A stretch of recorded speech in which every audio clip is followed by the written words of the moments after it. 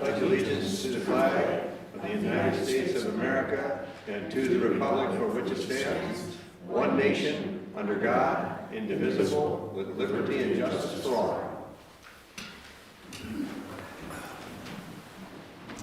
Welcome, and if you have not already done so, please silence your cell phones. If you are online, please make sure you have muted your microphone until you are ready to speak, and please note that this public hearing is being recorded. The first item on the agenda is roll call, and Rocky Lamy is not here. Jean Auger? Here. Sue Maskey? Here. Andy Larson? Here. And I am Rebecca Best. The next item is to approve the minutes and findings of fact for the meeting held on November 19th, 2025. Madam Chair, I make a motion to approve the minutes and findings of fact. We have a motion on the Second. floor, and there is a second. Is there any discussion? Hearing none, all those in favor, please signify by saying aye. Aye. Aye. Opposed, same sign. Minutes are approved. Tonight, we have one item of old business and 12 items of new business, so we appreciate greatly your patience. Our procedure is when we call your application, you will be admitted to the meeting if you are online, or if you are in person, please come to the table in the front and have a seat and state your name and address for the record. Then we'll have Chris read your request into the record. We will then give the applicant an opportunity to add any new information that has not been previously submitted. After that, we will open the request up for public testimony. Tonight, we will have two public testimony opportunities. One is in person and one is online. If you are online and wish to speak to an application, please use your hand icon to indicate to us that you wish to speak. Then once you are admitted, please unmute your microphone and state your name and address for the record. If you are speaking in person, please come to the microphone at the podium in the center aisle. In either case, you will then be given 5 minutes to give your testimony. Please do not repeat what someone else has said, and please do not read your emails or letters that have already been sent. Everyone who wishes to give testimony will be given the opportunity to do so, and once we close public testimony, we will not reopen it. We then will bring it back to the applicant to address the items brought forth from the public. Rules of conduct. Please be respectful, and for that applicant, this means to sit quietly during the public testimony period, and for the audience, it means to do the same for the applicant as they respond to your testimony. All questions and statements are to be directed to this board or members of the staff, not to the applicant. Anyone that I feel is being disrespectful or not following these rules will be asked to leave or will be disconnected online from the meeting. The decision process. For a preliminary plat or land use map amendment request, we make a recommendation to the county board. For a variance or conditional use permit request, we make the final decision. We make our decisions based on our findings of fact. To help us do that, we do several things. We do on-site visits where we physically go to the property and examine the site and look at what is planned. Prior to attending this meeting, we read every letter and email that is submitted, and we then hear public testimony and we listen to the applicant. I would like to pause for a moment to let the public know that we do greatly appreciate your correspondence and input. We all have read the submitted comments. In addition to that, we have a worksheet that we use to help summarize the findings of fact. Preliminary findings have been included in the staff packet. Next, I will ask each board member if they have reviewed the preliminary findings of fact that were provided in the packet. Andy? I have. John? I have. Sue? I have. And I have as well. So our first applicant of this evening under old business is Alan Pusha Jr. and Diane Larson for a variance.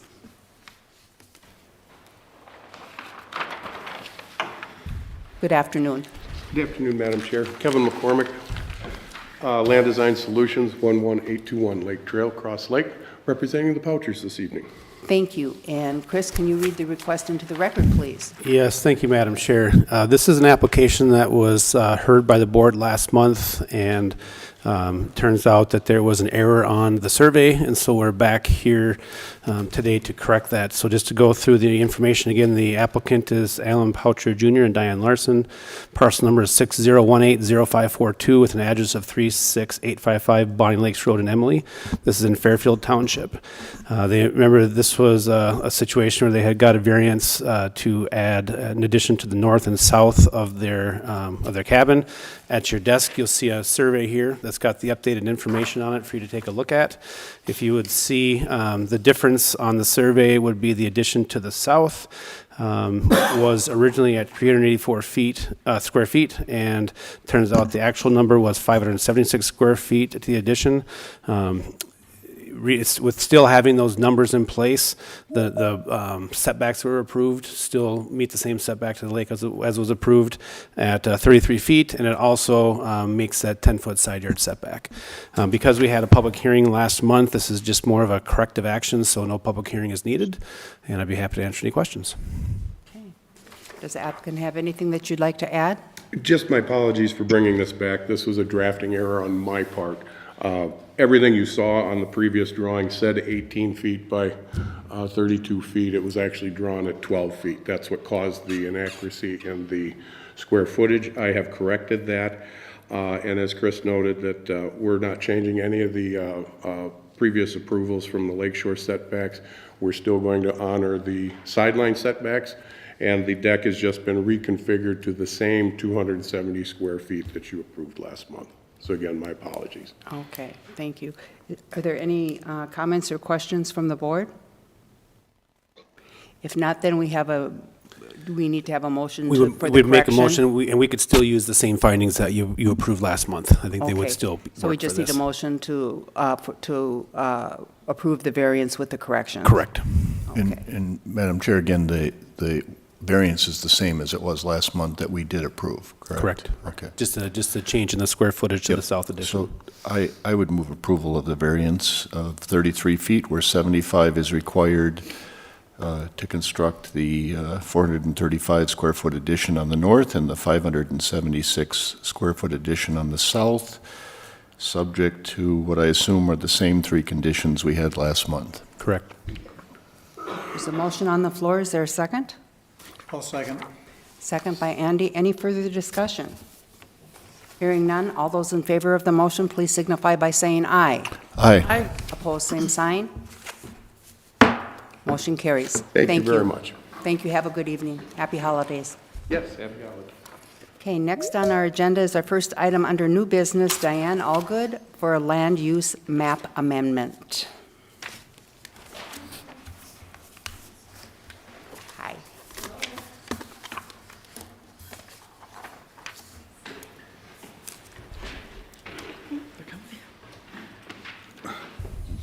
And if you'd state your names and addresses for the record, please. Diane Allgood, 16041 Noki Lake Road, Brainerd, 56401.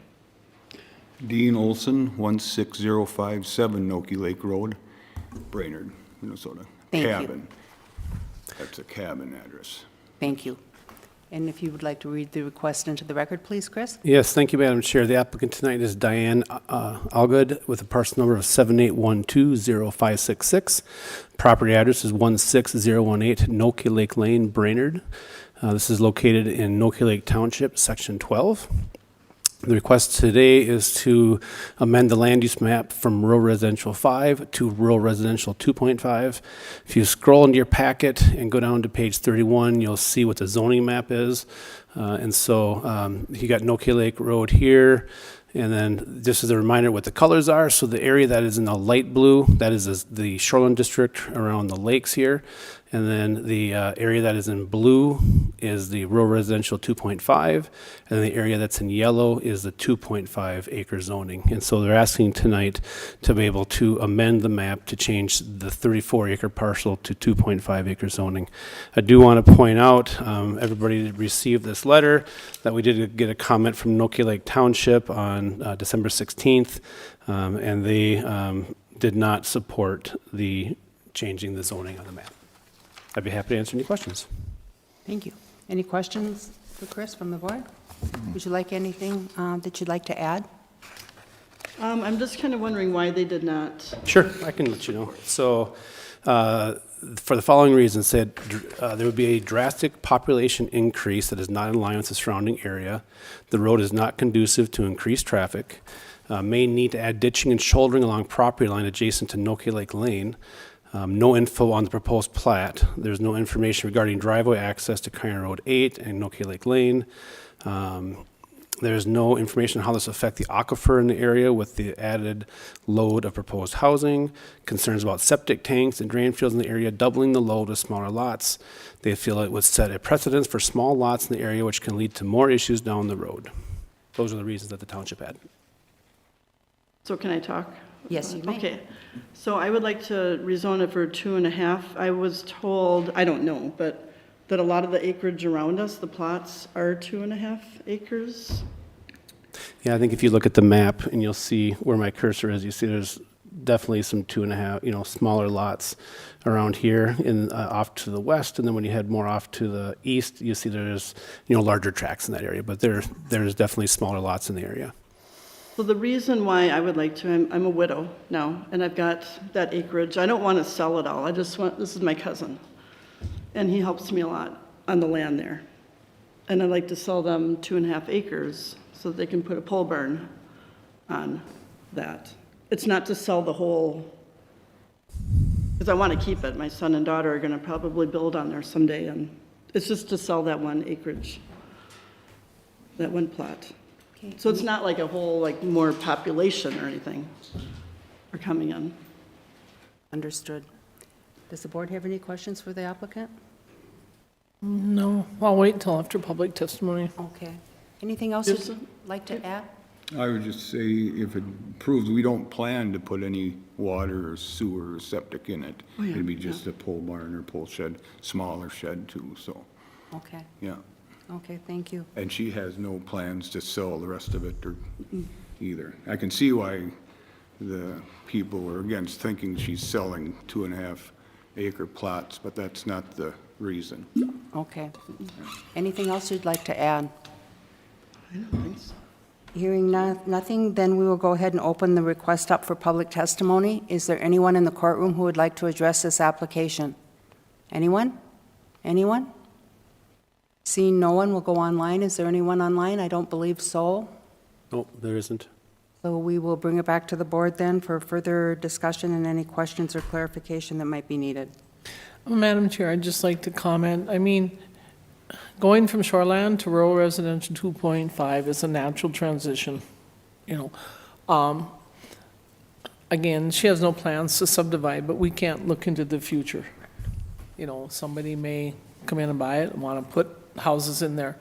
But, there's small lots along the lake. So I think going from RR5 to 2.5 is just a natural transition in the planning. Thank you, Sue. Any other comments or questions from the board? Madam Chair, just looking at the Noki Lake Township thoughts, but there are a number of 2.5 acre lots in the area right now. Sure, 34 acres could become 15 lots, right?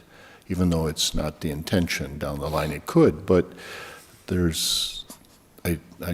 trying to understand the drastic increase in population and all these impacts when you look at the surrounding area already has that kind of impact. So I don't have an issue with it.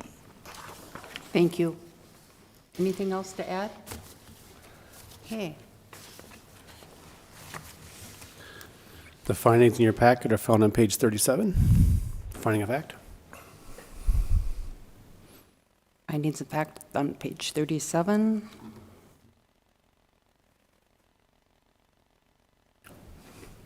And we'd entertain a motion. Madam Chair, I would like to make a recommendation to the county board to approve the land use map amendment from rural residential 5 to rural residential 2.5 based on the preliminary findings of facts that are submitted in the staff report. There's a motion on the floor. Is there a second? Second. Second by Andy. Any further discussion? No, Madam Chair, other than we should ensure we update that the township recommendation in our findings was a recommendation of denying. In the staff report, in and the the- findings, in yes. That needs to findings, be please. updated to Will reflect do. that. We'll make that note. Thank you. Thank you, John. Okay, any further discussion or comments? Hearing none, there's a motion on the floor. All those in favor, please signify by saying aye. Aye. Okay, and I have to back up just one moment before we take final action, that I do need to verify just one item with you. Do you understand that tonight we are making a recommendation to the county board to approve your land use map amendment? The county board does have final approval on this. Okay, great. Then we'll proceed. All those in favor, please signify by saying aye. Aye. Opposed, same sign. Motion is approved. Madam Chair, this goes to board December 30th. December 30th? Yep. This is the county board meeting. Okay, all right. Thank you. Thank you. Have a good afternoon. The next item on the agenda is another land use map amendment from Michael Arvig.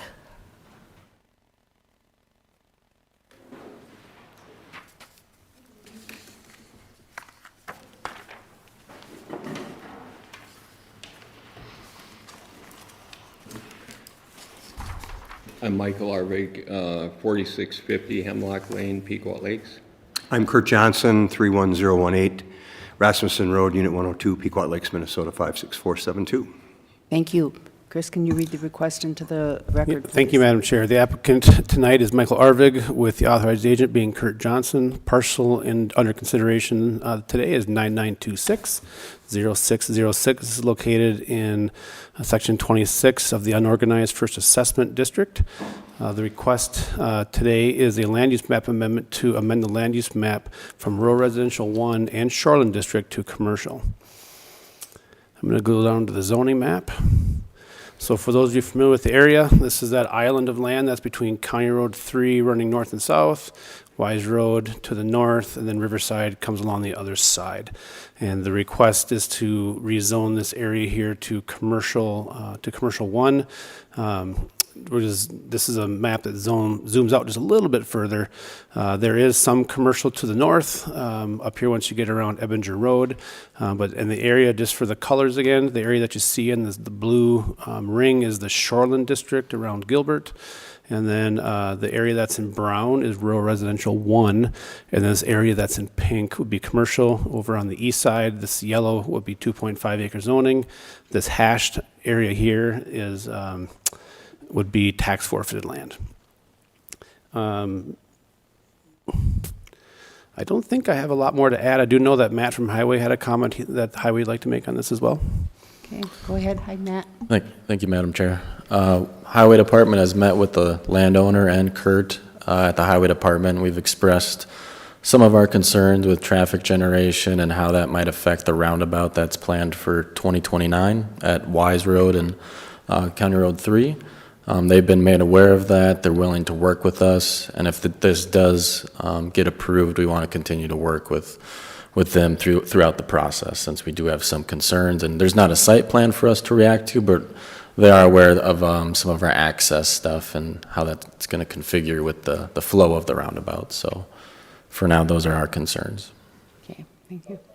Madam Chair, I just forgot to mention, we did receive 5 comments regarding the application, and all 5 of them weren't in favor of the request. They didn't like the, they don't like the change. They're Not in favor of the correct. request. Yep. Yes. 5 comments, okay. Does the applicant have anything you'd like to add, or? Well, I've owned the property there for about 27 years, and because of the nature of the property, it's basically surrounded by I think all 3 roads are county roads, and it's a fairly high-traffic area. It doesn't make sense to us to, for that to be residential, I guess, and looking at the rest of the highway going north, I think up through Merrifield, a lot of the highway frontage is zoned commercial already. This is a fairly significant intersection, and like Matt mentioned, we just learned in October that there's plans for a roundabout there. We're optimistic about that. I guess we don't know the plans, and not sure when that'll be final, but we'd like, just because of the nature of it being surrounded by 3 county roads, County Road 3 being, I believe Matt said, the highest traffic county road in the county. To us, it makes sense that that would be a commercial site. There's no specific plans at this point, and probably until the roundabout's kind of finalized, it's hard to know how things could be laid out on that piece. But I don't know if Kurt has anything. Well, I would echo, my name again, Kurt Johnson, I'm a commercial real estate broker. I've been in the business for almost 30 years. I would suggest that every characteristic of this piece of property does suggest that it's commercial in nature. It would be hard pressed to argue the alternative if you were to look at it and say, I want to make this residential. Everybody would go, are you sure? You know, you've got a lot of high traffic volumes there. Now, with the aspect of the roundabout, that's very appealing because of what occurs when you put a roundabout in. There's a lot of traffic and it's moving pretty quickly. So our access points would be limited to Riverside specifically. I don't think it would be anywhere else. Wise Road is too short and too close to the light, in my opinion. And then along County Road 3 on whatever side that is, the east side, I guess. With the roundabout, we believe that slows naturally the traffic down. That does create a lot more opportunities for site access and conducive to proper and safer site access. That's going to be appealing to a commercial user. And then the rest would go without saying about the value of the tax base and the development of the property and jobs and those sort of things. So that would be an argument I would make for a commercial piece of property to be rezoned to commercial. Okay, thank you. Anything else? No, I guess not. Okay, well, thank you. At this time, we'll open up this request to public testimony. Is there anyone in the courtroom who would like to address this application? Anyone? Anyone? Seeing no one, I'll go to online, and I don't believe there's anyone there. You can double check. Yeah, we have one hand up. Okay. You can go ahead and unmute your microphone and state your name and address for the record, please. Hi, thank you. This is Taylor and Elizabeth Stevenson. We're actually on our honeymoon right now, but we just moved in about a year ago to Gilbert Shores Drive. We also submitted a letter opposing this. I certainly hear the applicant's, reasoning, but to me, I don't see a need for commercial development of this property. There's commercial development. There's a gas station 2 miles north in Merrifield. There's a gas station 2 miles south in along Mill Avenue. This seems like a really nice residential area. Doesn't seem like a great opportunity for commercial development. So we're opposed. We know all of our neighbors are opposed. We'd like to keep the traffic down as much as possible. We live off of a nice short cul-de-sac, and the idea of there being an access point to some commercial business right off of our residential road doesn't exactly seem appealing to us. Yeah. Thank you. Is there anything else that you'd like to add? No, thank you. Thank you very much for your testimony. Is there anyone else online? Doesn't look like it. Don't see any hands up. Okay, we'll bring it back to the applicant if you have anything that you'd like to add or to address to the concerns. Well, as far as a gas station or convenience store, that's just one option. There's nothing really firm on the table right now. We're talking with potential people, and Kurt's kind of my consultant there, but and I don't think there's anything immediate with the roundabout issues and whatever. It's just that it's hard to talk to potential partners or whatever with its own rural residential. We'd like to get that zoned, what we consider properly, and then kind of what we had from Right, Mike, and I would suggest this too. You've probably all heard the phrase, the highest and best use for the property. As it's to its use, we'd like to have the opportunity to discuss with the entire spectrum of commercial users without restriction. I mean, we heard some concerns about certain types of uses.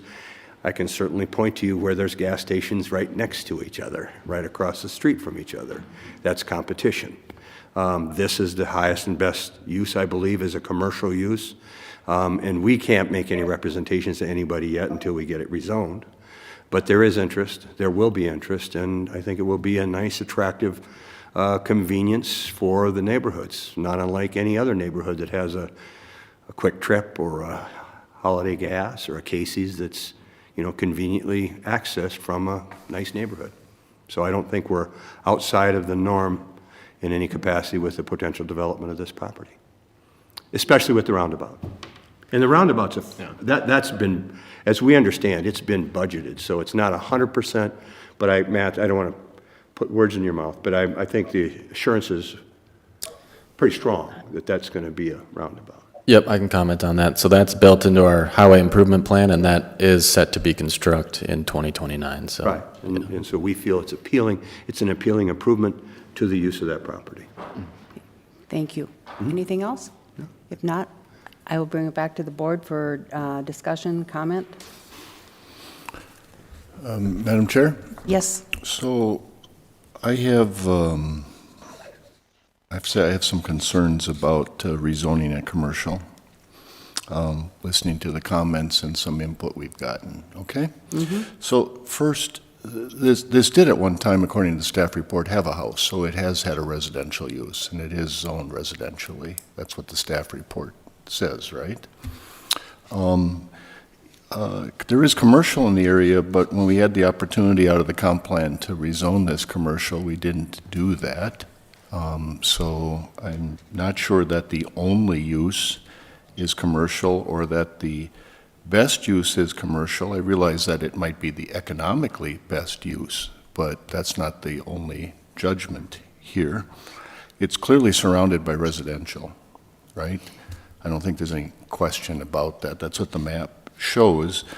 I'm having a hard time understanding the roundabout discussion driving us to this should be commercial. A roundabout is a tool to move traffic, but it also is a tool to move residential traffic as much as it is for other traffic. So, and I think I heard the access is likely going to be off of Riverside. You're not going to probably support an access on 3 or Wise Road, which is the residential side of this activity. So I'm not sure that the roundabout is the determining factor here. So, and then I look at the findings, and item 2 says, is the reclassification warranted due to changed land use circumstances or a need for additional property in the proposed land use district? And I say no. There is no changed land use circumstance, and I don't see a need for additional commercial property. There is commercially zoned property to the north. I personally have a hard time supporting a recommendation to rezone this. Thank you. Other members of the board have comments or concerns or? Well, Madam Chair, I have a concern with, going to commercial also. You're looking at, this property has roads on 3 sides, okay? I have no idea how much property of this property that the county will take to construct this roundabout, that proposed roundabout. So leaves me with concerns that if we rezone this to commercial, are we opening ourselves up, the county up for, depending on how much property is taken, creating the need to get a variance to be able to construct any type of commercial or any type of structure on here? Because, I'm not an engineer, I don't know how much property is required for a roundabout, but then when you start looking at all these, the 3 roads, and you start looking at all the setbacks, what is County Road 3, 100-foot road right away? Is that, do you know? It's 75. 75, so you take, and then you got 35 feet from that.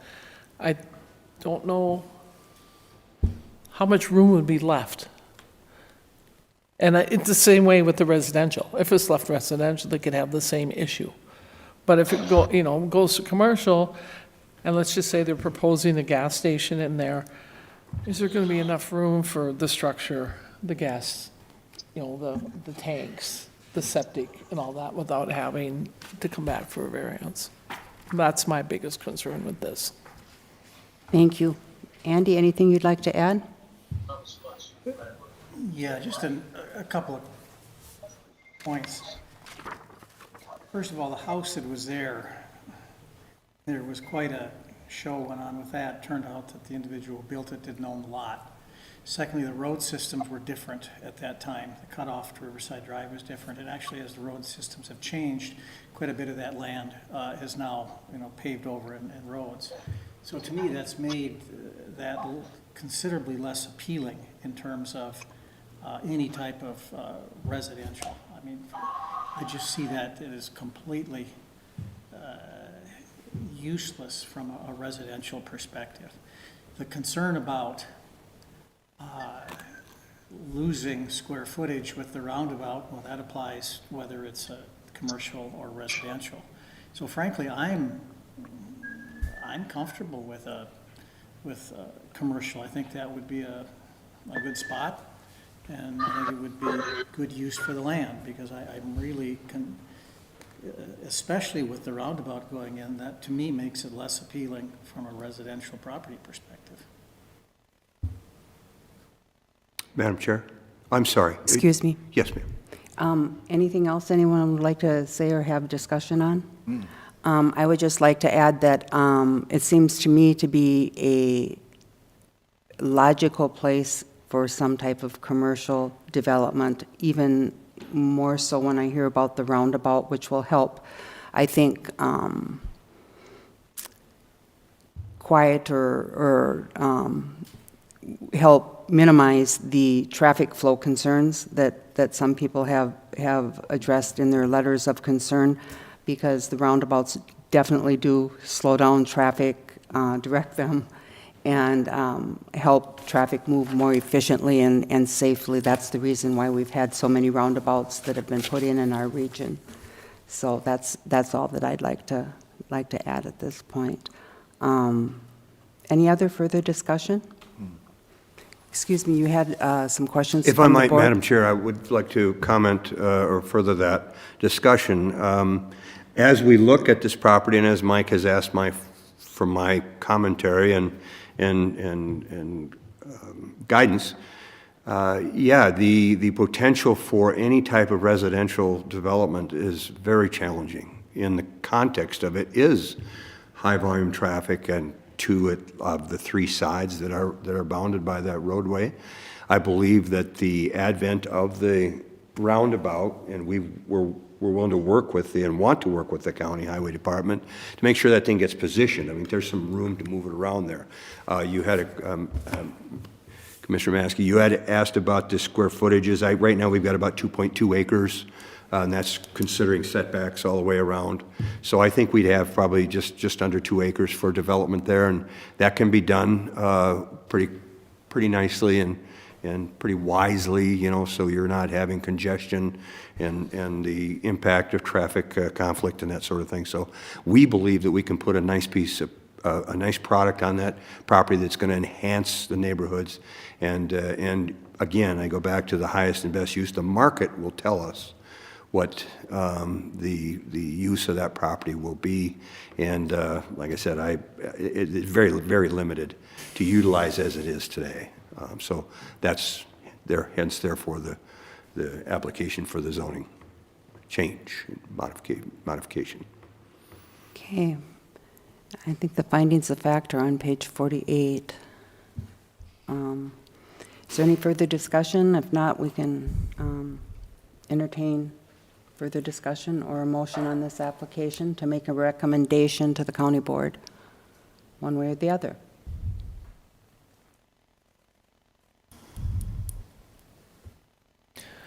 Madam Chair, I'd like to make an amendment to recommend approval to the county board for the land use map amendment for the RVIG request.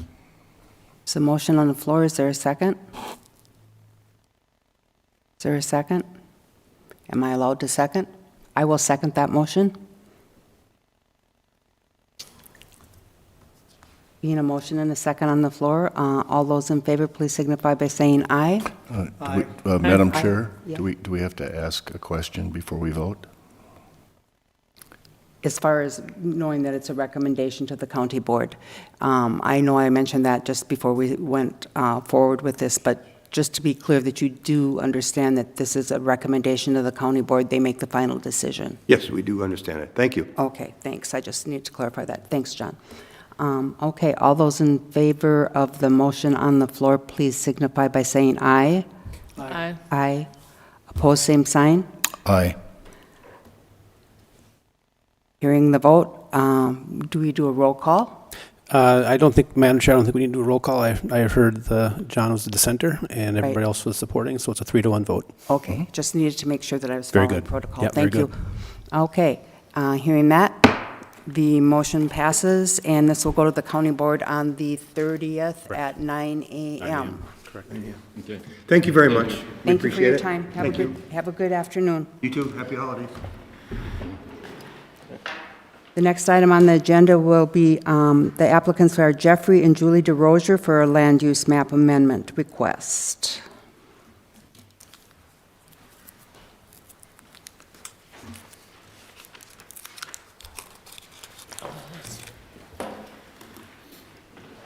Good afternoon. Good afternoon. Jeff DeRozier, 4448 County Road 121, Fort Ripley, Minnesota, 56449. Thank you. Can you read the request into the record, please? Thank you, Madam Chair. The applicant tonight is Jeffrey and Julia DeRozier. Parcel number in question is 902-00500. Property address is 5750 20th Street, Fort Ripley, Minnesota. This is located in Section 20 of St. Matthias Township. The request before you today is to amend the land use map from agricultural forestry to rural residential 10. If we go down to page 52 of the packet, you'll see the area highlighted in blue. This is what is asked to be changed to match up with the blue here, which is the rural residential 5. Again, the area in green is the ag forested district, which is a 35-acre minimum lot size. Blue is the rural residential 5, which is a 5-acre, and then the blue here you see would be shoreland district. We'll zoom out just a little bit more so you can kind of get an idea where we're at. So you've got Kyron Road 2 to the north, you have 122, and you have South Corning Road over here, and you can kind of see how the zoning has been laid out, that we have the residential on the existing roadways, and then the interior of that is going to be the agricultural areas. And so then down here you've got 20th Street and 55th, and this is the parcel in question here that would like to change the zoning to R5. Just as a point of reference, we did get 2 comments. They were in your packet today. Both were not in favor of the rezone. I'd be happy to answer any questions. Thank you. Does the board have any questions of staff? Okay, do you have anything that you'd like to add? Not really. I just purchased that 39 acres and my daughter moved on. I was going to split it just to make it more affordable for her, but did you say there was 2 against it? Correct. Oh, Yeah, but 2 were not in favor of it. and was that with the 10 acre? I see this was done as a 10 acre split. Yep. They understood it. They understood it was a 10-acre. They're basically saying that they want to keep larger tracts. Is what the summary of both letters were. They thought these were 10 acres would just be too small for the area. Okay, anything else, sir?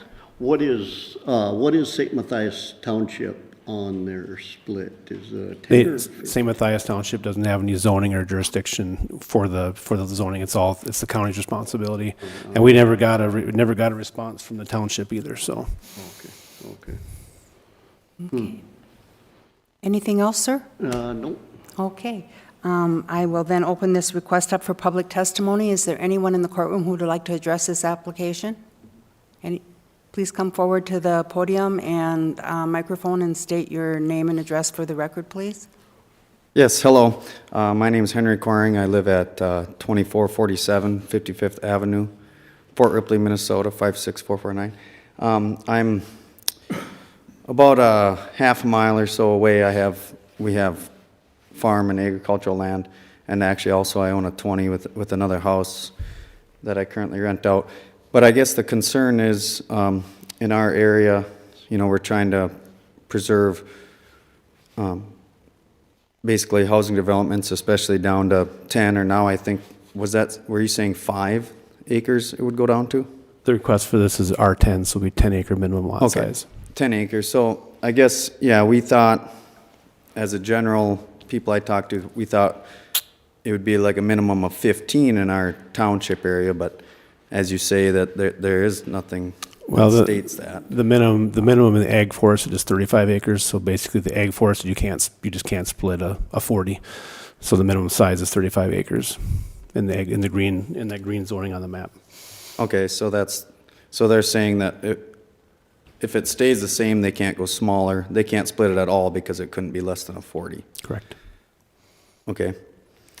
I guess I own 2 lots over to the west, and that's a 20, but yet it's zoned the same.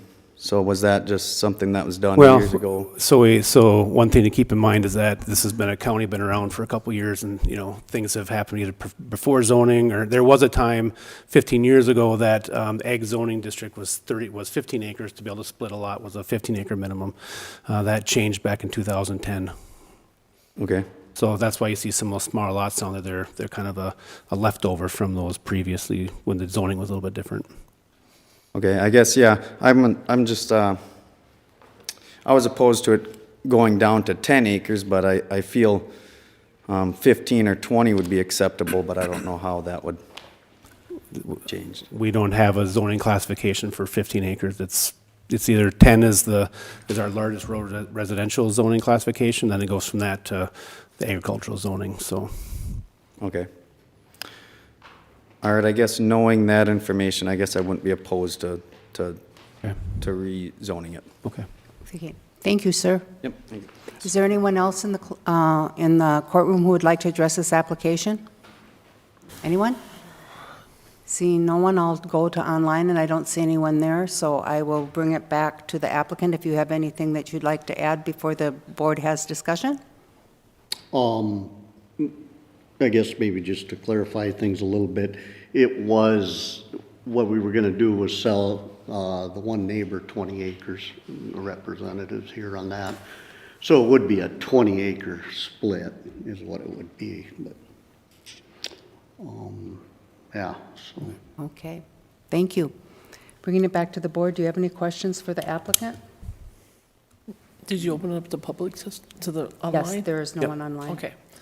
I just would like to state, Madam Chair, again, you got rural residential 5 directly south of this. So going to RR10, because we don't have an RR20 anymore, it's a natural transition from rural residential 5 to RR10 to agricultural, so I could support this proposed zoning. Thank you, Sue. Do either of you have anything you'd like to add? No. Okay.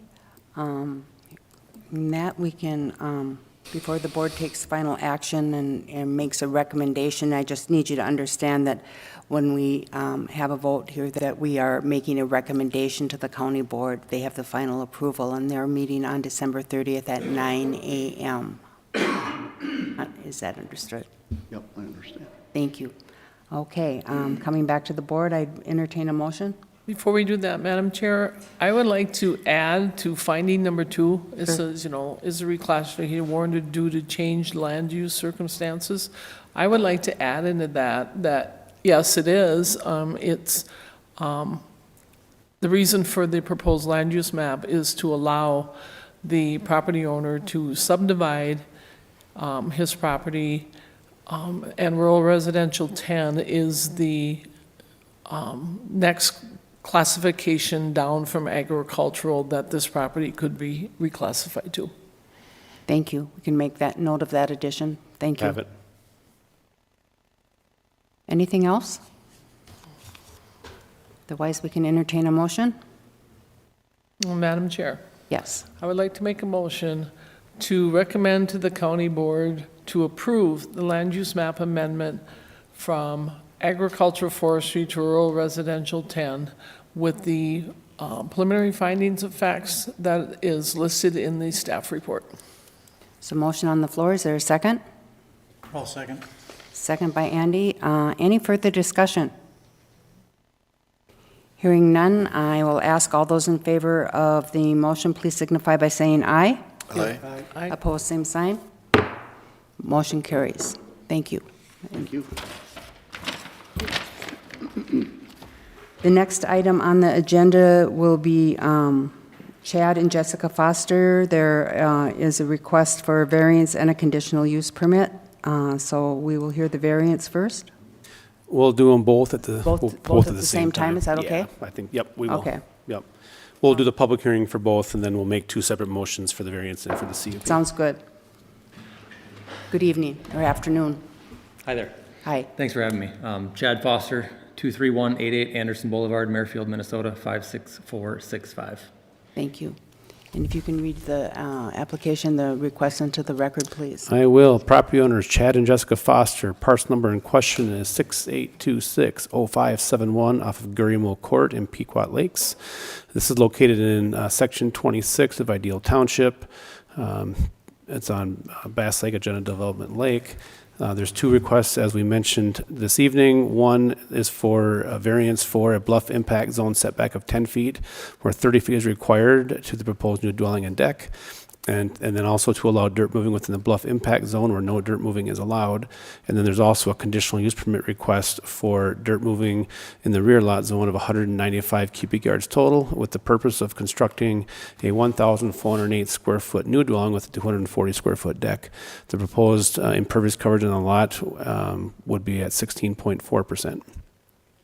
If we go down to the survey, it's located on page 66. Let's see, I'll try to back us out a little bit. I was not on the on-sites, unfortunately, but I did talk with Nicolette about it, and this is obviously a very challenging lot. Kind of comes up, and it kind of goes back down again. And so you can see the proposal. They're going to have a U-type driveway, where you can see the dwelling here is the variance that's needed, along with the deck off to the side. Then they've got a garage over here, in the pink, that is going to meet setbacks. And then you see the location in green of where the proposed drain field is to be located. It's definitely, I think, a very challenging lot. This one has quite a little bit of a history to it.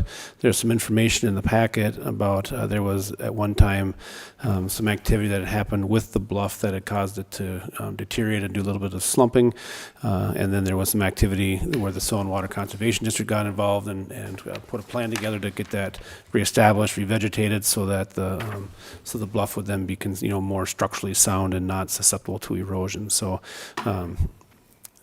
I'll zip down a little bit more because I think there's another. Oh, I thought we had a map of what the house would look like from the side. That might be in the conditional use permit packet. I'm just going to, everybody close their eyes. We're going to zip down. There we go. I have it here if you need it. That's what I'm looking for right there. So this would be a rendering of what the house would look like. It's basically going to have a walkout to the back. You can see here, this would be the amount of dirt that had to be removed to accomplish the project. You can kind of see the rendering up here, gives you that 3D review of it. They've put together, I think, a pretty competent erosion control plan and how they're going to be able to remove that soil in place and still maintain the integrity of that bluff. We do have a letter that came from the township supporting the request for both the CUP and for the variance, but they wanted, this appears that there is no driveway access that they want to be basically abandoned. And you're aware of that, I believe? Yes. Okay. I've spoken with the county on that. Or Okay. not the county, I'm sorry. The township, okay. And then we did get a letter, it came in on the 17th, from a neighbor who's opposed to it, doesn't support the request. That's all I have. Thank you. Is there anything else that you'd like to add? Yeah, I'd just like to clarify on the bluff restoration. Not clarify, but just add to it a little bit. So we purchased the property approximately 3 years ago, and with the purchase of that property, I was taking on the fact that the bluff had been impacted negatively. And working with the county Soil and Water, I wanted to repair that bluff and revegetate it, get it to the point where Soil and Water would sign off on the fact that the bluff was restored. And I did that. So what I'm saying is I have no intentions of negatively impacting the bluff. So I just want to be clear that this is strictly to make the challenging lot more usable and friendly once you get up the steep hill from the roadway. That's the sole reason on why we're asking for this variance. Thank you. Yep. This time I will open up the request of public testimony. Is there anyone in the courtroom who would like to address this application? Anyone? Anyone? Seeing none, we'll go to online. Don't see anybody. Don't see anyone there either, so we'll come back to the board for discussion and comment. Madam Chair, to be frank, when I first got the details and reviewed it, I was skeptical of what was being proposed. That said, in the on-site, frankly, my view changed. I was frankly pretty impressed with what the applicant and their professionals are proposing. So I think, considering the nature of that piece of property, I'm in favor of what's being proposed. Thank you. Madam Chair? Yes. I'd agree with Andy's comments. Bluff impact zone setbacks are hard to get, right? I mean, we really try to preserve bluffs for all the right reasons, but when you went on site and saw the restoration and how the proposal is to move the house forward as far as they can, but you still have to be able to get onto the property, so and there's a steep slope in the front as well. So it's really very limited. I think they've done the best they could in the proposal to end up with a use of the property while respecting the bluff that exists there. So I agree. The restoration was clear as you explained it. So I have no issue with it either. I would comment on the township's request for the condition with the old driveway. To my way of thinking, that's between the property owner and the township. I agree. And I wouldn't be proposing to add that as a We condition. don't need to be the enforcer of that. Nope. Thank you. Any other comments or discussion? Oh, Madam Chair, I got to admit, I mean, I was on the on-sites, but I was not going to climb that hill.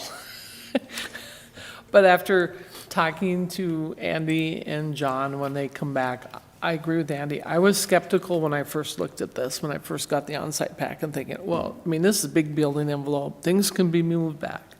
But once you get out there and seeing the property and talking to John and Andy who climbed that hill, I can definitely support this variance because I think it's the best use for this property. And I would concur. I was on the on-site, and I also did not climb the hill. But I respect my colleagues' input and support this as well. Let the record show that two of us should get extra credit for climbing the hill. We'll get back to you on that. From a staff perspective, I think it's just nice to see because a lot of times we get a setback because they want to build a 4,000 square foot house. I mean, they're building a modest 1,400 square foot house here, which I think fits the lot. It fits in the way it's supposed to.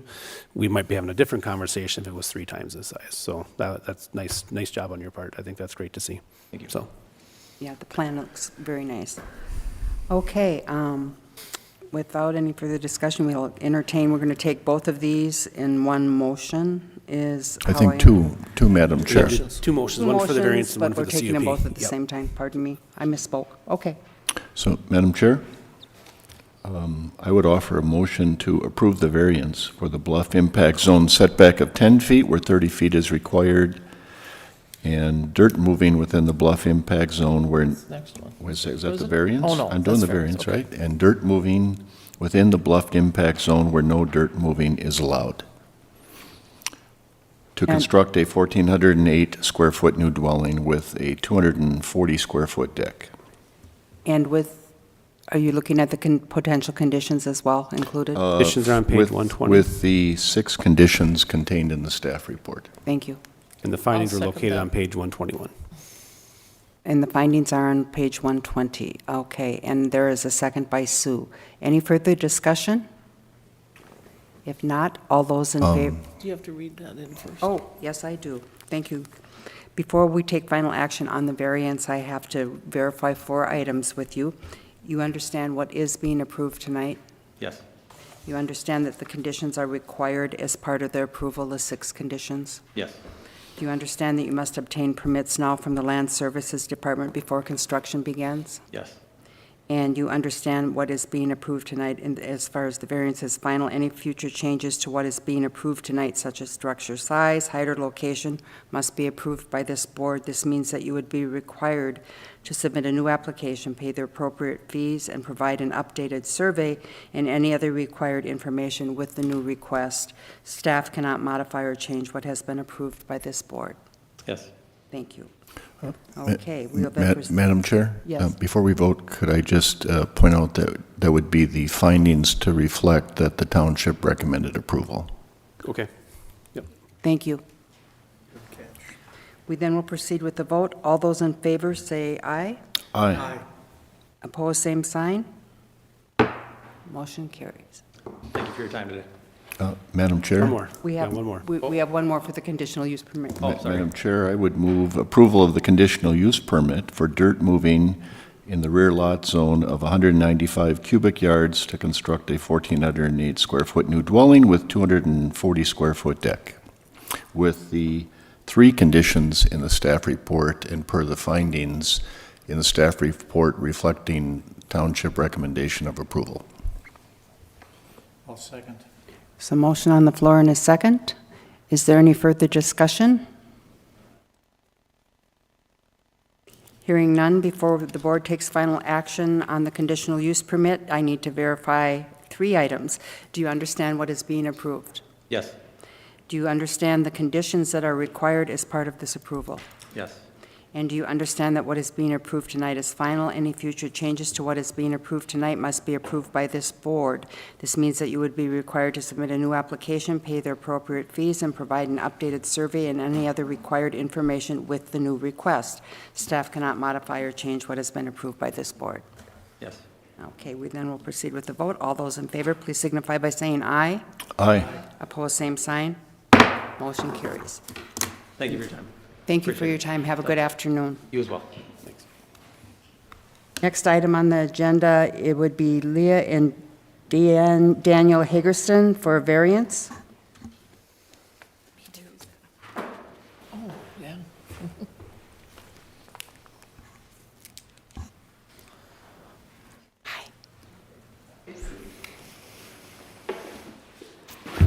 It's like old home week, huh?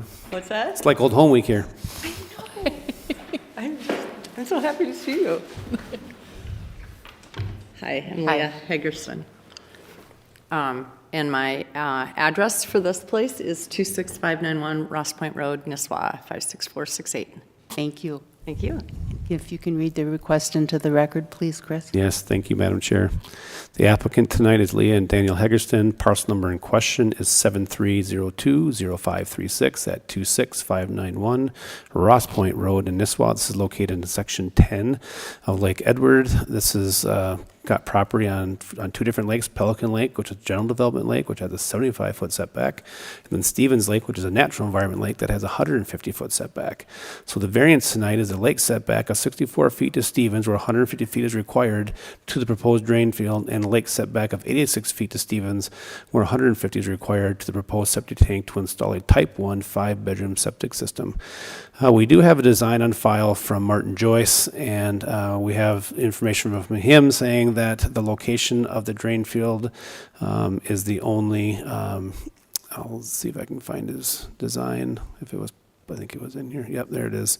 So here's the design from Martin Joyce, and it says in his notes that this was the only location to be able to forward the septic on this property to replace the one that is there. So you can see it's on the back side of the property based on the survey. And we'll zoom out a little bit. This is where the drain field's going here. You've got Ross Point Road here, and this is Pelican over here. And this would be the location of where the new system will go. I would be happy to answer any questions. Thank you. Any questions? Is there anything that you'd like to add? No. Okay. Then at this time, we will open the request up for public testimony. Is there anyone in the courtroom that would like to address this application? Anyone? Seeing no one, we would go to online to double check, and I don't believe there's anyone there. So we will bring it back to the board for further discussion and comment. Madam Chair, I mean, this is, the properties between Pelican and Stevens are unique, that there's just no way they can meet setbacks, and upgrading the septic system is only going to benefit both lakes. Thank you. Anyone else have a comment or questions or concerns? Finding of fact are located on page 214 of your packet, and conditions are on 213. Potential conditions. Okay. Hearing no other comments or concerns, we can entertain a motion. Madam Chair, I'd like to make a motion to approve the variance for lake setback of 64 feet to Stevens Lake, where 150 is required to proposed drain field. Lake setback of 86 feet to Stevens Lake, where 150 feet is required to propose septic tank to install a Type 1 5-bedroom septic system, with the two conditions that were in the staff report and the findings of facts in the staff report. Thank you. There's a motion on the floor. Is there a second? A second. Second. Any further discussion? Hearing none, before we take final action on the variance, I need to verify 4 items with you. Do you understand what is being approved tonight? Yeah. Do you understand the conditions that are required as part of this approval? Yes. Do you understand that you must obtain permits now from the Land Services Department before construction begins? Okay. And do you understand what is being approved tonight is final? Any future changes to what is being approved tonight, such as structure size, height, or location, must be approved by this board. This means that you would be required to submit a new application, pay the appropriate fees, and provide an updated survey and any other required information with the new request. Staff cannot modify or change what has been approved by this board. Yes. Thank you. Then we'll go ahead and proceed with the vote. All those in favor, please signify by saying aye. Aye. Opposed, same sign. Motion carries. Congratulations. Thank you. It's nice to see you. Nice Nice to surprise. Nice surprise. To see you, too. guys Merry look great. Christmas. I got to talk to Chris. That was a nice surprise that he's been crowing. Thank Thanks, you so Nicola, much. for everything. Thank you. Have a good afternoon. Yeah. Our next item on the agenda, application would be Curtis and Amy Janik for a variance. Good afternoon. Good afternoon, Madam Chair. Curtis Janicki. My address is, my wife Amy's not here. My address is 20415 Payne Avenue in Brainerd. Thank you. Chris, can you read the request? I into sure the can. record? Thank you, Madam Chair. The applicant tonight is Curtis and Amy Janicki. Parcel number in question is 99030657 with a physical address of 20415 Payne Avenue in Brainerd. That was, I almost said my address because that's my number to my, over by Merrifield. I was like, oh, So didn't realize that until I read it. Now that's my address. This is located in the First Assessment District, Unorganized Township. It is located in Section 3. This is located on Gull Lake, a general development lake with a 75-foot lake setback. And the request tonight is a setback of 71 feet to Gull Lake, where 75 feet is required for a proposed deck. Just want to point out that the current impervious on the lot is at 25.7%. That won't be changing because of the deck is considered to be impervious, but that is the current status of the property. If we go down to the survey, you can see what they're trying to do. It's the actual variance required is minimal. It's really only 44 square feet of the deck is in the setback, so they're very close to be able to meeting that setback. So we didn't get any comments on this. Oh wait, maybe we did. We did get one comment from a neighbor who thought this supported the request. Thank you. Any questions for staff? Anything that you'd like to add? No. Okay, hearing nothing, we will open up this request for public testimony. Is there anyone in the courtroom who would like to address this application? Anyone? Seeing no one, I'll go to online to double check, and I don't believe there's anyone there as well. So we will bring it back to the board for any discussion or comment or action.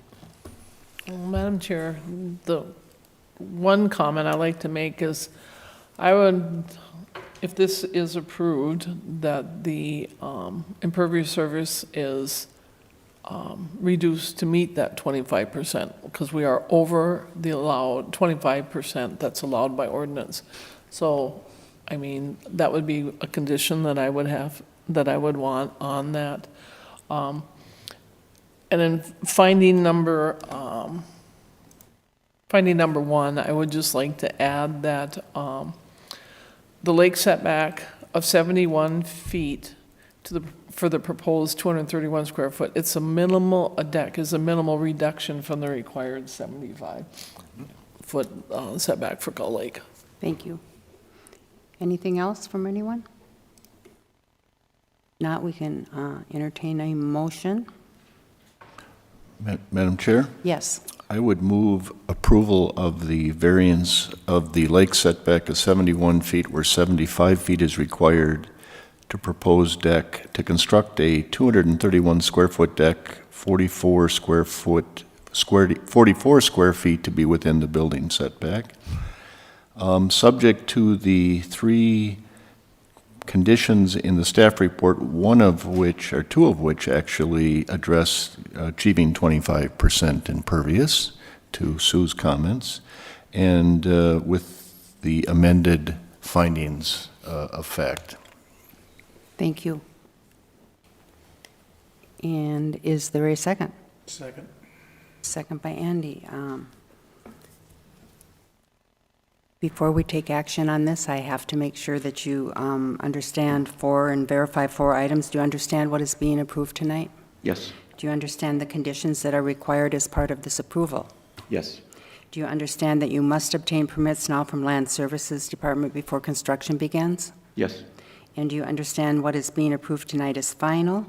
Any future changes to what is being approved tonight, such as structure size, height, or location, must be approved by this board. This means that you would be required to submit a new application, pay the appropriate fees, and provide an updated survey and any other required information with the new request. Staff cannot modify or change what has been approved by this board. Yes. Great. Okay. With that, then, we'll proceed with the vote. All those in favor, please signify by saying aye. Aye. Opposed, same sign. Motion carries. Thank you. Thank you Congratulations. very much. The next applications on the agenda would be Lakes Premier Storage Deerwood LLC for a variance and for a conditional use permit. I don't see him. I don't see him. They're not online? Okay. Let's go to the next We'll one. go on to the next one and come back and see. Okay. Let's move on to, I think we go to Isabella. Pardon me? Let's go down to the plat. Okay, so then we'll go to Mary and Raymond Zabella for a preliminary plat. It's Raymond and Mary Zabella, 18224 Turtle Bay Trail, Crosby, Minnesota. Thank you.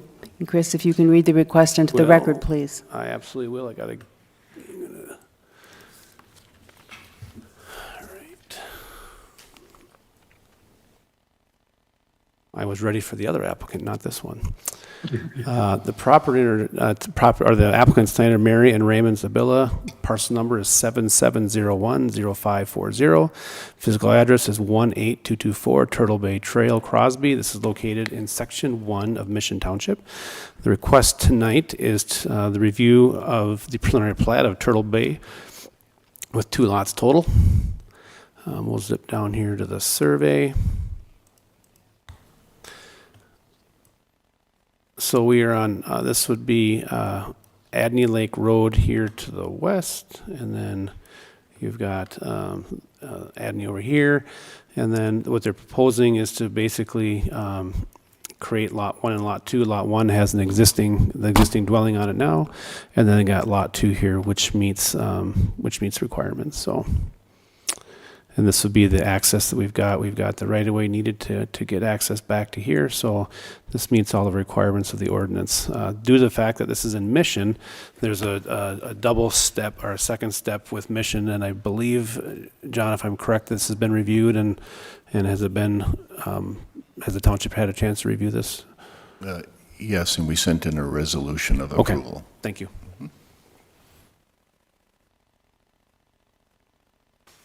Anything else? That's all I have. Thank you.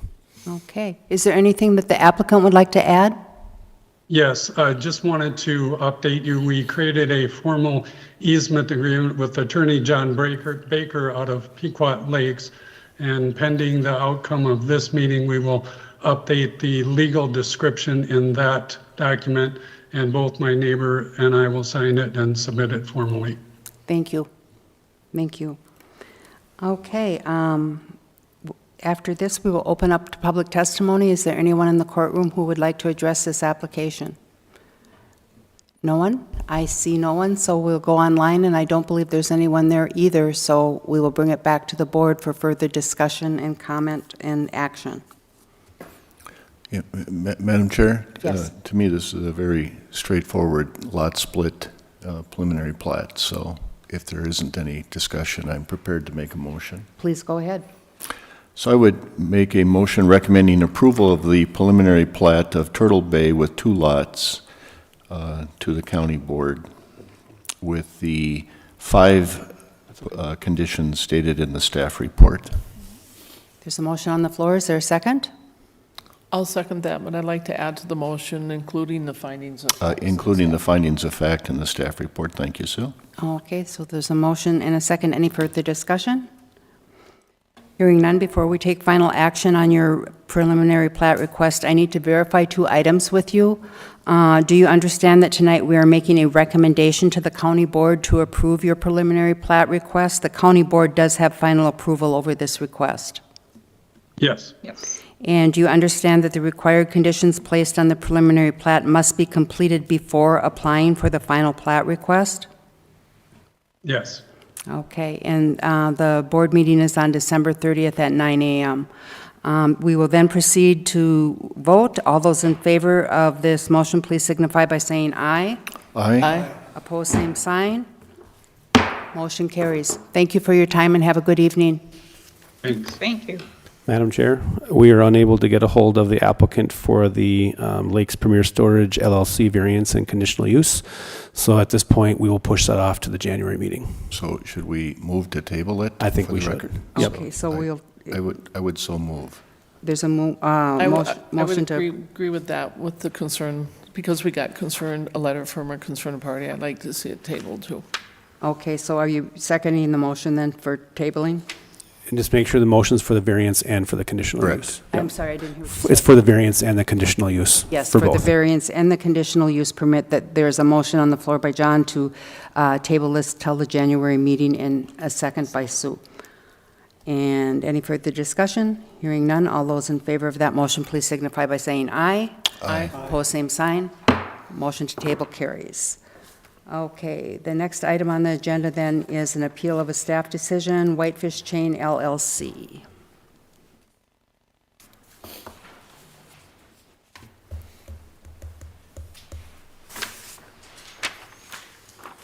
Chris, I'll just take it. Yep. if you want to... There's no public hearing. And, Right, there's no public hearing for this, but if you'd like to state what's, yep, I'll kind of work us through the process, and then kind of frame it and I'll go from put there. forth some information. You guys will be able to do the same, and then just have a chance for the board to discuss and that. So, Stacy, will you go bring this over to the table for me? So, board members, what you have before you tonight is an appeal of a staff decision that was made by myself. I have the staff decision as part of the packet with some supporting documentation. But first, I just wanted to take a step back and just kind of walk through what it is that we're doing tonight. Minnesota rules are not, excuse me, not Minnesota rules. Minnesota Statutes 394.27 Subdivision 6 provides a route for a applicant who needs to appeal a staff decision that they didn't agree with. And so we have it in our land use ordinance under our Article 8.7, and basically any decision that any staff make, myself or any other staff that I supervise, they have the ability to appeal that decision within 30 days. And then this is the part I wanted to focus on, is that the determination of the appeal is found in 8.7B, where the findings that you are expected to, as you're deciding the decision, are based on the information submitted by the appellant, a report from the department, and then a provision of this ordinance, and then to and then you are to affirm the original decision unless you determine that the decision that was made by staff was arbitrary and capricious, or that the decision did not comply with the standards in this ordinance. And so we're having this tonight, this discussion, and then at the same time, as with all decisions made by the Planning Commission Board of Adjustment, that decision made tonight is also appealable, but that will go to district court. So I'll kind of walk through kind of where we're at with the process and kind of how we got here tonight. So I sent well, we've had some conversations with Mr. Cheney over the last few months about a piece of property up on the Whitefish Chain, which would be Lot 12, Block 2 of First Edition to Delta Bay. The PID for this is 721200505. And the question is this a buildable lot or not? And so when you look at the plat that was in place, the facts as you see on the report that I put before you, I notified Mr. Cheney via email on October 23rd of this year that Lot 12, Block 2, First Edition to Delta Bay is not a buildable lot. The plat of First Edition to Delta Bay was recorded June 10th of 1971. And the plat has two blocks. The lots in Block 1 are not riparian, and the lots in Block 2 are riparian. There are 12 lots in Block 1 and 12 lots in Block 2, and there are also 2 outlots. The plat was developed in a manner that the riparian lots in Block 2 are to provide riparian access to Whitefish Lake for the non-riparian owners that are back in Block 1. A review of the current ownership of the lots in the plat show that the owners of the lots in Block 1 own the corresponding lot in Block 2. The only one that doesn't would be Lot 12. Block 2 is the only one that is not owned by the owner corresponding the lot in Block 1. The recorded plat states that lots 1 through 12, Block 2, and outlots A and B extend to the shore of the boat channel, subject to flowage rights and any other reservations or restrictions of record, if any. On July 12, 1971, the County Board of Commissioners approved the plat of First Edition to Delta Bay, and then the minutes clearly state that none of the lots in Block 2 are to be used for building purposes, but for access to the channel. This is considered the restriction mentioned above. The majority of the lot is in the flood fringe of the floodplain. There are also wetlands on the property, and a wetland replacement plan will be required to fill the wetlands to construct a building pad for the structure. There was also a application submitted for replacement plan to be able to fill the wetlands and to be able to get the approval for that. Based on this decision to deny the request to be able for the lot to be buildable, that decision for the wetland replacement plan was also denied, and then that was subsequently appealed, and that goes to the Board of Water and Soil Resources. That's not a county appeal, that goes to the Board of Water and Soil Resources. If you look at the analysis section and what I put in, Article 8.7A2 lists the criteria for determining if an appeal should be approved or denied. The first criteria asks if the decision was arbitrary or capricious. The decision was not arbitrary or capricious. The County Board minutes from June 10th, 1971 are very clear in that the lots in Block 2 are not to be used for building purposes. The plat also mentions that there are restrictions of record. The County Board minutes are those restrictions. Furthermore, all the other lots in the plat are under common ownership when reviewing Blocks 1 and 2. This is consistent with the County Board minutes as well. The property is also in the flood fringe and has wetlands to the extent that they would need to be filled to construct a building pad for a structure. And then the second criteria asks the decision did not comply with the land use ordinance. This decision does comply with the land use ordinance. The plat of First Edition to Delta Bay was compliant when it was approved and recorded and substantially compliant with today's standards. The lots in Block 1 exceeds the lot area requirements. The current lot width on the lot is 100 feet, and today's standards would be 150 feet. The decision that Lot 12, Block 2 is not buildable was the correct decision. I just want to go through the packet just to show you a few things. This is the email that I sent to Mr. Cheney back in October. This will be the plat itself, and if we turn it this way, the lot in question would be Lot 12 here. This would be Lot 12. This is Block 1 on the other side of the road, and then this would be considered Block 2 down here. It turns out that the owner of this property now is able to get access to the lake. This is where the Pine River comes in, and so at that point he didn't need access to Lot 12 to get access down to the lake. I'm going to nobody get dizzy here, I'm sorry. This is just the minutes of the plating regulations that were in place, and where it says this is from June 11th, 1971. It says that it shall be the understanding of by all parties concerned with the plat that none of the lots in Block 2 are to be used for building purposes, but strictly for access to the channel for property owners and those concerned.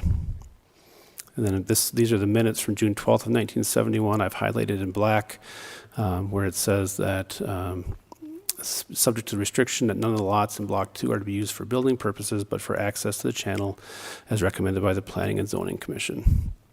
There's other information in here that's got some deeds in it that I won't go into, but that's the information I have before you tonight as I present why I think the decision that I made was the right one. I'd be happy to answer any questions. Thank you. Staff, any Yeah, questions? Madam Chair, if I may. So, Chris, I just want to be clear as we listen tonight. The item before us, the applicant's response is actually a letter to the Board of Water and Soil Resources that was in the packet, which I assume is the appeal of the wetland replacement or whatever, right, decision. But I just want to be clear. What's before us tonight is the denial of a building permit on the basis that this is not a buildable lot. Is that correct? And is there any linkage between the two? Or are they two separate issues? They're two separate issues. But the only one that's in front of us is the building permit denial, that it's on the basis that it's not a buildable lot. Is that correct? That is correct. Okay, thank you. I'm scrolling down to the information that was submitted by the appellant here. This is a lot of fun scrolling through all this stuff.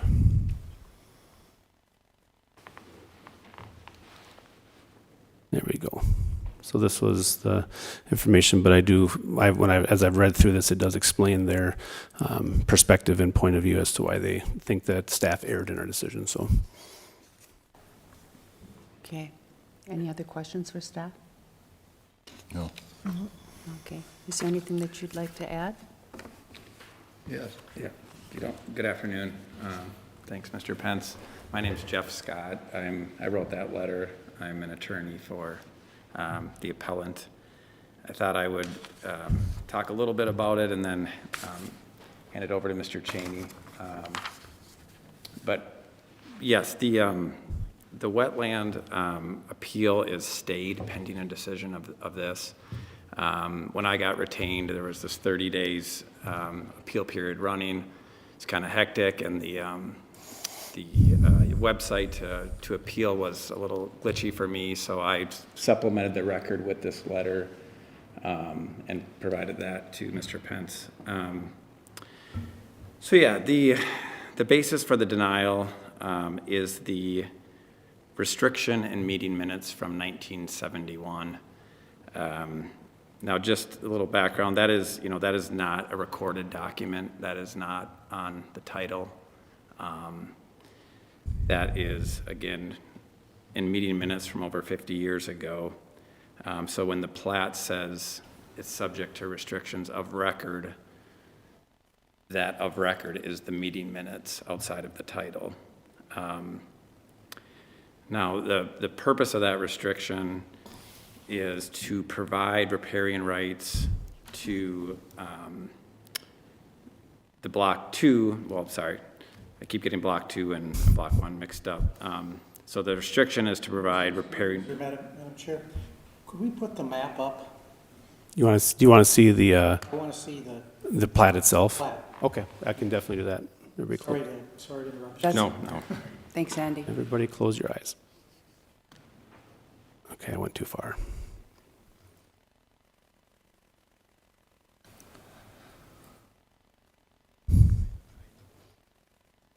Sorry about that, guys. Thank you.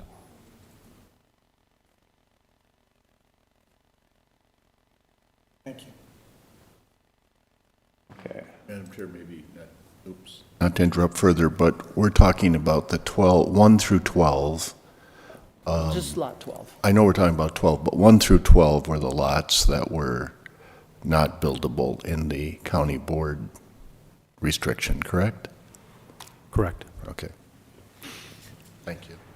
Madam Chair, I just want to ask Chris a question quick. Yes. I can't rotate on here, on the map. I can't rotate it to read it, but I'm trying to see if, where that is, all the signatures are, was there where the signatures are, was there anything that said that the lots 1 through No. is there's not listed on the No, plat? I can zoom in up here. We can, and I'll read what it says. It says, as I mentioned in the report, lots 1 through 12, block 2, and outlots A and B extend to the shore of the boat channel, subject to flowage rights and any other reservation or restrictions of record, if any.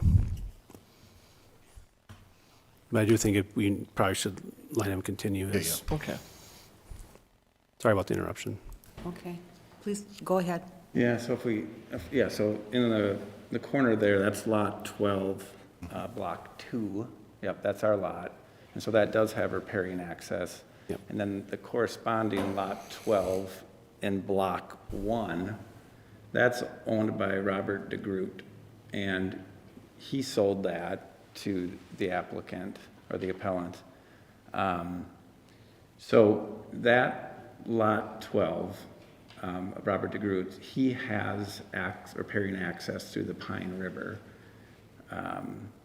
And so the restriction, as stated in the appeal, it says the purpose of the lots in block 2 are to provide riparian access to the corresponding lots in block 1.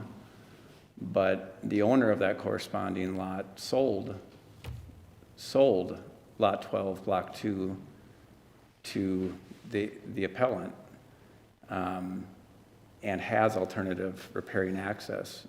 No other lot has that situation. And so if the sole purpose is to provide this benefit to that corresponding lot owner, but that lot owner is clearly okay with it by conveying the property and having the alternative access, I think allowing this lot to be buildable does not run afoul of the spirit or the purpose of that original restriction from over a half century ago. And he's not here today, but I'm certain he doesn't object to this. The other issue is kind of some of the practical things about this.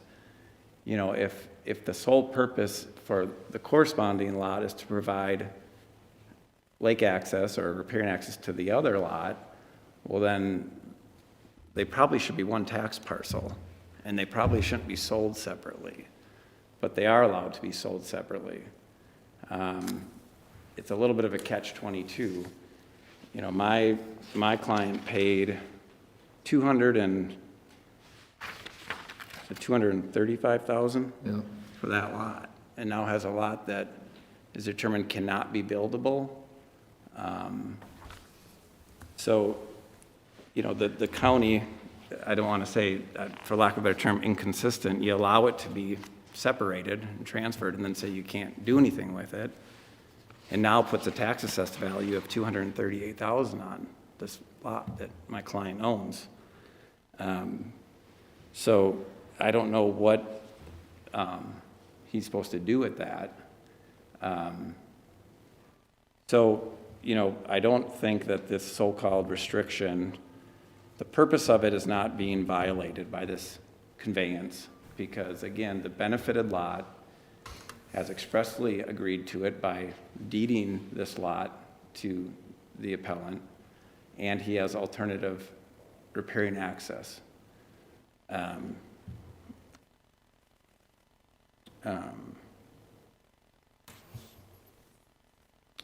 And again, I don't think there's a worry about this being a trend. No other lot has this alternative riparian access. The wetland decision is, again, not for today. You know, my understanding is that the appellant is likely going to be able to meet those requirements of a replacement plan, but that's not for today. If you know, if we clear this hurdle, then that's the next issue. But you know, I saw that in the report, and I don't want that to cloud the decision of what we're here for today. That's primarily what I have. I'd like the appellant to be able to talk a little bit about the history of how this happened and his dealings with Crow Wing County on purchasing the lot and then trying to build on it. Hello, everybody. My name is Joe Cheney, owner of Whitefish Chain LLC.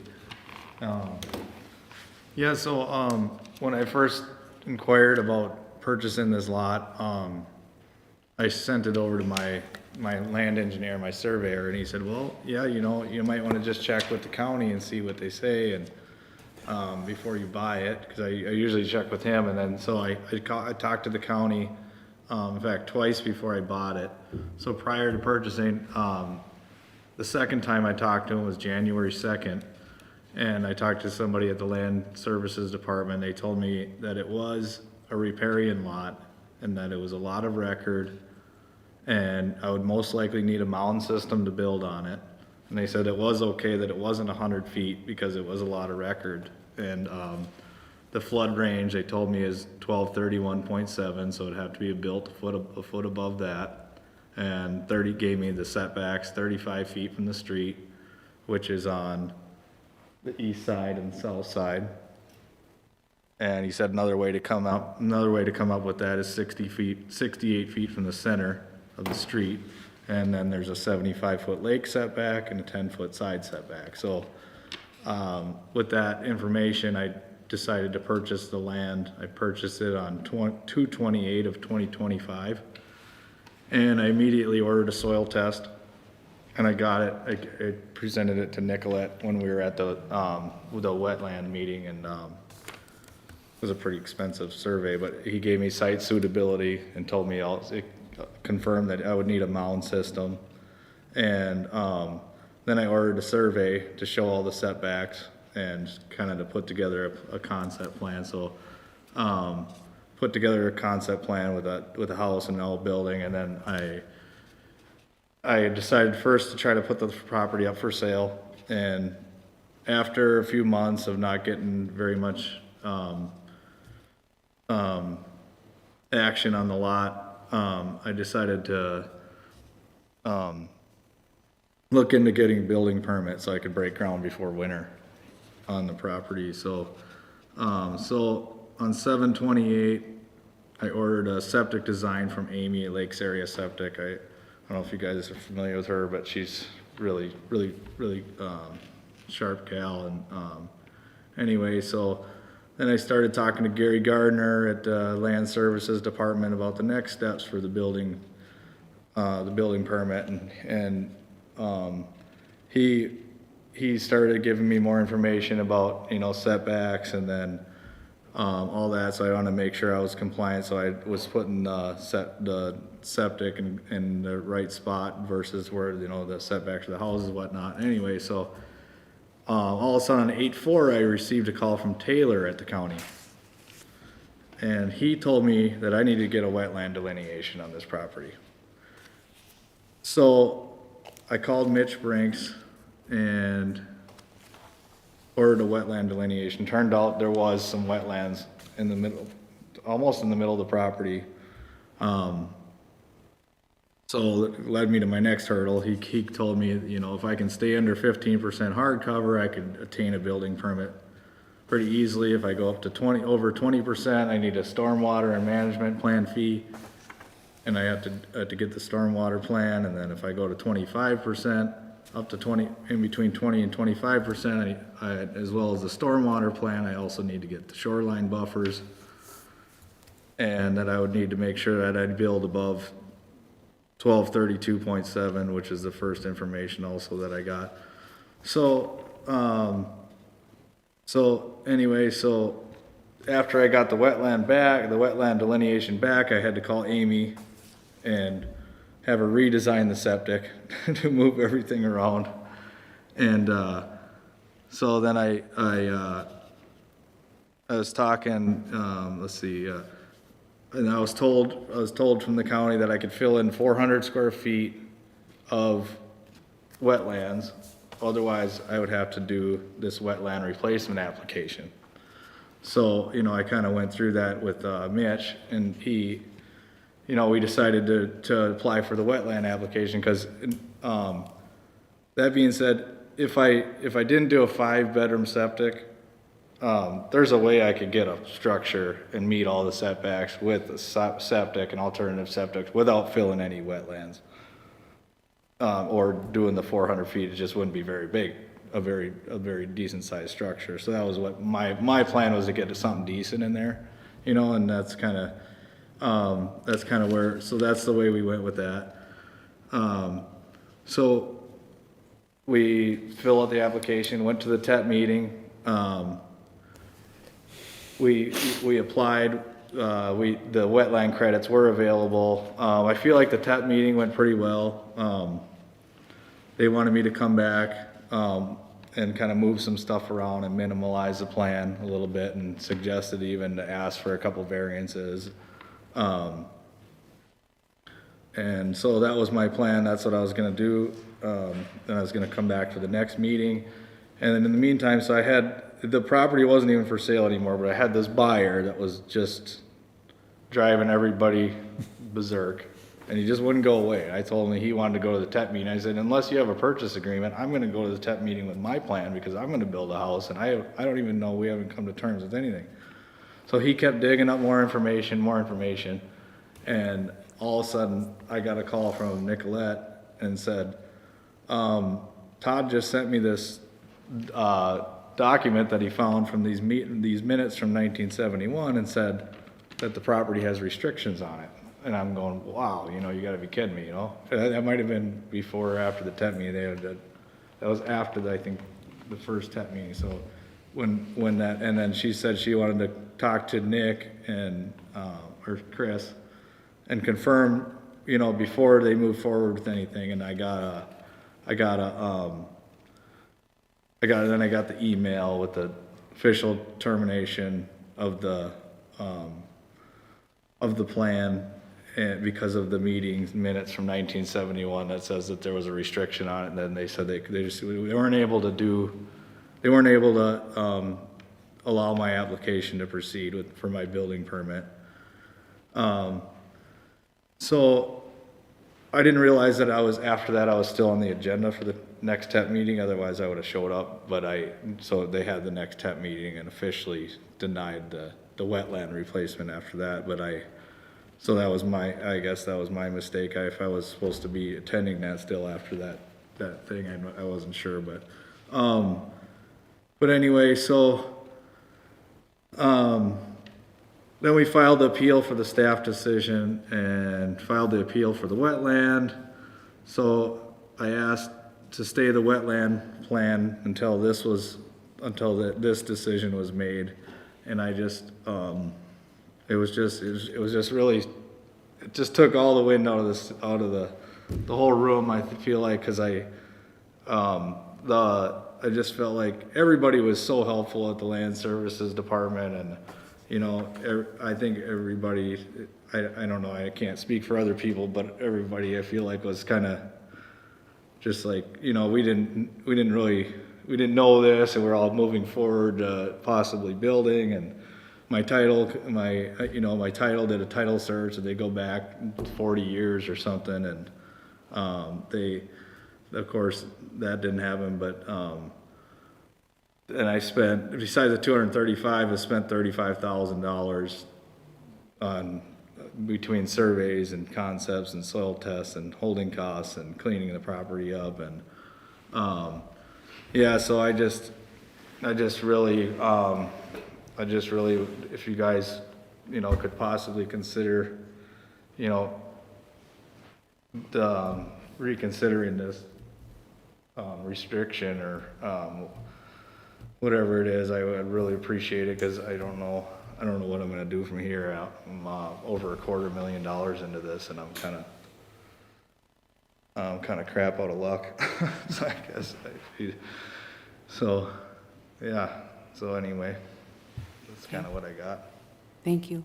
Anything else? If there's any questions? I'll bring it to the board to see if there are any questions, things that need to be clarified. Thoughts? No, Madam Chair, I don't know that I have any questions, or I might, but I think selling the lot, is the argument that selling the lot should change the restriction that the county board put on when it did? Is that the argument? In part, yeah. Yeah, and on what basis would that be true? Well, if the sole purpose of the corresponding lot is to provide riparian access to the other, they have to be under common ownership for that to be accomplished. Yeah, so I mean, I understand that argument, but that's an interpretation of the county board putting the restriction on. It might be a common sense interpretation, but it's an interpretation of that's the basis for the restriction, right? I mean, so the problem I have is the county board did that in 1971, and that has been maintained since 1971, as I understand it, the record, right? And we're not in a position to second guess the purpose of the restriction, why the county board put that restriction on. I guess the only one that could do that would be the current county board. And so I think we have to take that that's the record that they put that on. And we're not allowed, I don't think, in this process to interpret that decision or to change that decision. I don't think, right? So I go back to and by the way, I heard your whole situation, and I'm very sympathetic to your situation, right? I understand it. Yeah, I appreciate it. But if I understand the ordinance, we're only asked one thing. Was the decision of the staff based on the record, which includes a county board decision that was on the deed, not specifically that decision, but the deed references restrictions. And clearly in 1971, the county board put that restriction in place. Is the staff decision arbitrary and capricious, which would, to me, say that it's out of line with the record? That's what I would define arbitrary and capricious on my judgment. You probably have a better legal judgment for me. No, but I mean, if a decision to me is supported by a record of information, facts, I find it hard to say that it's arbitrary or capricious. Now, I could disagree with the decision, or I could disagree with the record, or I could choose to interpret the record differently. but that is not a prerogative of this board in taking up that appeal, if I understand the ordinance correctly. We don't have we can't say as a board, we would make a different decision than the staff. We get to do that when we take up variances and other things, but that's not what's in front of us. And the ordinance, in my way of thinking, is very clear in what the county board gave to this board to be able to decide, which is, was it arbitrary or capricious? And again, my interpretation is it supported by the record? Could you make that decision supported by the record? Might not be the decision we want, might not be the decision this board would decide, but could you? And does it comply? Did the decision, actually to the negative, or did the decision not comply with the standards of the ordinance? And there's nothing in the record that says the decision isn't in compliance with the standards of the ordinance. And in fact, your point, record from 1971, none of those lots have been allowed to be buildable since then, or have had any requests to be buildable. I think the record shows that. So I think your case that you make is a case where could somebody make a different decision? Could you argue that somebody should make a different decision? But that's not what's in front of us. The decision was made based on that record, and our only remedy, we don't have ability to give you a remedy, if I read the ordinance right, outside of saying that it was arbitrary, capricious, not supported by the record, not supported by the history of what's occurred on those lots. And there's nothing in my listening that's been presented to us that makes that case. And again, I'm very sympathetic to your description of what's gone on, but that's my reading of the ordinance and what's been in front of us, unless you can convince me that the record in fact shows something different. And I haven't heard that yet. One thing I would say is part of the record is the title. And that is, Mr. Cheney mentioned a 40-year search. That's called the Marketable Title Act, which means that when you review title, things that are over 40 years old can mostly be disregarded unless they're renewed. Now, this plat is from 1971, and it references unrecorded restrictions that are buried in minutes from over half a century ago. Yet the county allows the lot to be sold separately. So I think part of the record is the county's treatment of these lots and how they work together, and accepting a deed from recording and disregarding the restriction, and then subsequently enforcing the restriction puts the public at an impossible task to figure that out. Yeah. And so it goes back to relying on what is of record and what are people allowed to rely on. And it seems to me there's two positions being taken here that are inconsistent. Madam Chair, just responding to that, I am somewhat familiar with the Marketable Title Act. I'm following a road issue relative to that in another township, right? But I don't know that we're in a position to consider that in what the ordinance tells us we can consider.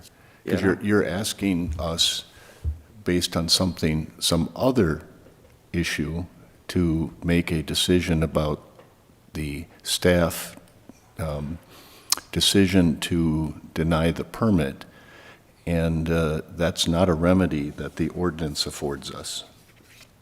And I wasn't. It might be a fair argument, but not a remedy that this board is afforded.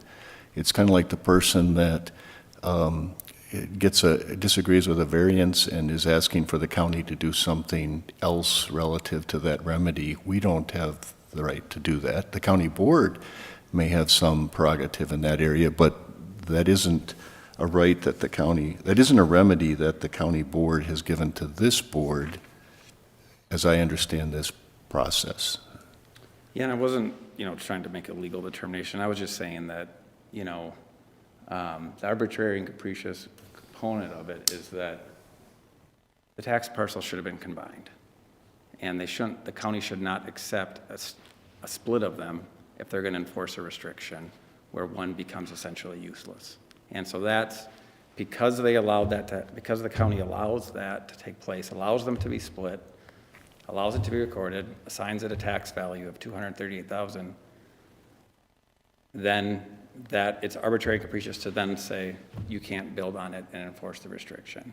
And going forward, I can see how you could get in front of this, but in this case, nothing was done on the front end to stop this. So Yeah, I can, and Madam Chair, not to debate, I hear that argument. Again, that's a remedy not available to this board. You might argue the ordinance ought to do something different, but the way it stands today, where we sit is what the ordinance allows, as I understand it, unless somebody tells me otherwise. And so your argument is a fair argument that perhaps that's an issue for the county board. Do they want to change it so that we aren't in this situation? If indeed they do, that's a different discussion. But that's not a remedy that's available to us in the ordinance under an appeal of a staff decision. Do you guys think it would have, I don't know, is there any issue that the fact that there's outlot A, outlot B? Usually outlots, I'm not a professional exactly in the category, but usually outlots mean that it can't be built on, and these ones were not outlots, and then the fact that I was told I could build on it before I purchased it, and then now somebody that's interested in buying it from me is told differently from the county, so obviously you know where that went, you know what I mean? So I don't know, I guess, I don't know, I don't know what you could do, if you could do anything, if the neighbor next to us didn't seem to object when I talked to lot 11, the guy there, because he had a well, apparently that was on my property, and he seemed to be all for me building on that, and I wasn't getting any other friction from anybody else, and, Rob, the guy that sold it to me, he had a for sale sign out there, and nobody ever seemed to, notify anybody of this restriction until all of a sudden this document was pulled up out of the blue in the 8th inning, and it was just, Yeah, I just want to pause here and say that I know that I also sympathize with the position that you're in, and I respect what John has laid out, because what our task is here today is that we shall review the information that's been submitted, a report from the department, which we have in the provisions of this ordinance, and affirm the original decision unless we determine that the decision was arbitrary or capricious, or the decision did not comply with the standards in this ordinance. And I don't think that I can answer affirmative in either one of those. And I think John has expressed and was, with his comments has also said the same thing. And I'm not sure where the other, where Sue and Andy you are with this, but I guess my question is in the back of my mind. I'm leaning towards that we're going to be, upholding the decision because of the very prescriptive nature of what we are given and how we handle these types of situations. And my question would be to you, Chris, can you just reiterate then what the next step would be if they want to take it the next step further? What's that process? What does that process look like for the app? Sure. Yeah, Madam Chair, I can do that. And I do first want to say to Joe, I know you and I talked on the phone and we had conversations, and this isn't how I wanted this to end up at all. And it just more information came to our attention that we hadn't been aware of when we had talked, and so I do apologize for that. I wish that hadn't happened the way that it did, but, you know, the decision on this would be such that it's always appealable to district court. There's a 30-day window for that. I've never really had it happen before, but I think there's a possibility that this could be going through the replat process if the folks in the plat are agreeable to do such thing, and then you could come in and try to get lot 12 to be considered a buildable lot. You know, it would have to meet 30,000 square feet, 100 feet wide. I think that might be an option. I know people have talked about that in similar situations of replatting a plat to try to maybe help in situations that would be somewhat similar to this. So I think that would be on the table as well. And that would just mean coordination with the folks in the plat to be willing to do something along those lines. So I think those are the two options that at least I'm aware of. Okay, I just wanted to kind of circle back to that because I think we're at the point where we need to be making a decision and moving forward, so. Would there be a variance option for it at all, or without completely replatting the plat, or? I don't know, I guess I don't really know what that entitles, but it sounds like. That would be an interesting to talk about with the county attorney's office and see kind of what they would lean towards and that. So I've never had that happen before. I've never had that request. You know, I wouldn't say no. I just couldn't say yes either. So I think it would be open for at least a discussion to be had and see if that would at least be on the books as an option that you could take. So we could definitely look into that.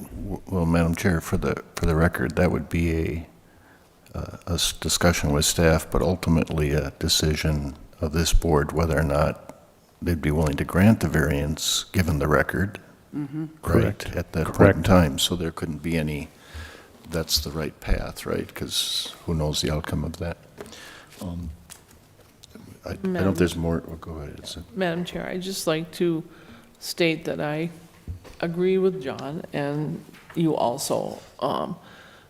Looking at the complete record, and to me, a complete record is the minutes from the Planning Commission, the minutes from the County Board, both specifically state that lots in Block 2 are to be for building, are to be used for strictly access to the channel for properties, that none of the lots in Block 2 are to be used for building purposes. So that's the Planning Commission. Then the County Board upheld their decision and made that same restriction in their County Board minutes. So I agree with John. I don't see how we could go against the staff decision. And Madam Chair, just a PS to that, and as much as I am sympathetic to the property owners, and I commend you guys for your candor and your humility. I mean, I'm impressed. But if we do this, or would have done this, I'm not sure I want staff second-guessing the actions of the county board and giving us recommendations that are in contravention of that. Things start breaking down then. So, anyway, my thoughts. Okay. So, Madam Chair, is there further discussion, or? I think everyone has had a chance to adequately discuss and question and. So, I believe the motion would be a motion to affirm the staff decision that Lot 12, Block 2, First Addition to Delta Bay is not a buildable lot. There's a motion on the floor. Is there a second? I'll second. Second by Andy. Any further discussion? No, again, I just want to say as part of that motion is that's based on, as I've said before, the record and what the ordinance requires us to do. Whether or not I would have a different opinion about your situation and what should be done, or what or another remedy, not the prerogative of this board. Correct. There's a motion and a second. Is there any further discussion? If not, all those in favor of the motion, please signify by saying aye. Aye. Opposed, same sign. Motion carries. Thank you for your time. Thanks. Thank you.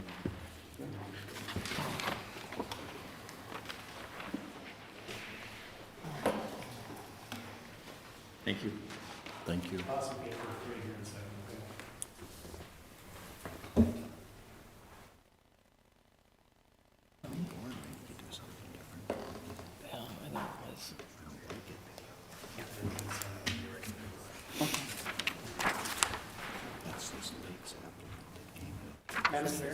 Yes. I would like to let you folks, let everybody know that the applicant is here for the, Mr. Lake, for the variance and the conditional use permit over on the commercial buildings over by Rice Lake over off of County Road 12. And so I know that you've made a motion to table the application, but I do think it's within your purview, if you so chose, to lift that We would and consider the applications. Madam Chair? basically rescind John's motion. Madam Chair? Yes. Before we do that, I believe we have two other people in the audience, and I'm not sure if they're here for the ordinance change. They are. So in fairness to them, I'd be willing to consider that for the applicant, but I think these folks have been here the whole meeting. We should proceed to the next agenda item I would concur. and then take it up at the end. Take the other, I'm perfectly okay to stay and handle the other, but after the public hearing. Okay. Thank you, Madam Chair. So, we're Okay. at that public hearing stage. All And right. you're going to set the I stage will. and go through Thank things you, for Madam us? Chair. Yes. We will jump down to the last item we have on the agenda, which is an update to the county land use ordinance. I'm just going to go into the packet here and kind of give you guys a summary of where we've been with this and where we've been. So an amendment to the land use ordinance was initiated at the committee of the whole meeting with the county board on October 21st of 2025. And the county board authorized a 30-day comment period starting October 21st, 2025 and ended November 21st. During the comment period, a total of 9 comments were received and are included in the packet tonight. We did receive a letter from the DNR providing conditional approval of the ordinance and is included in the packet. We also received comments from the MPCA regarding the septic system or section in Article 37, and they identified 5 additional changes that are required for Article 37 related to septic system. The changes are listed below, and they are in a red font and highlighted in yellow in the ordinance.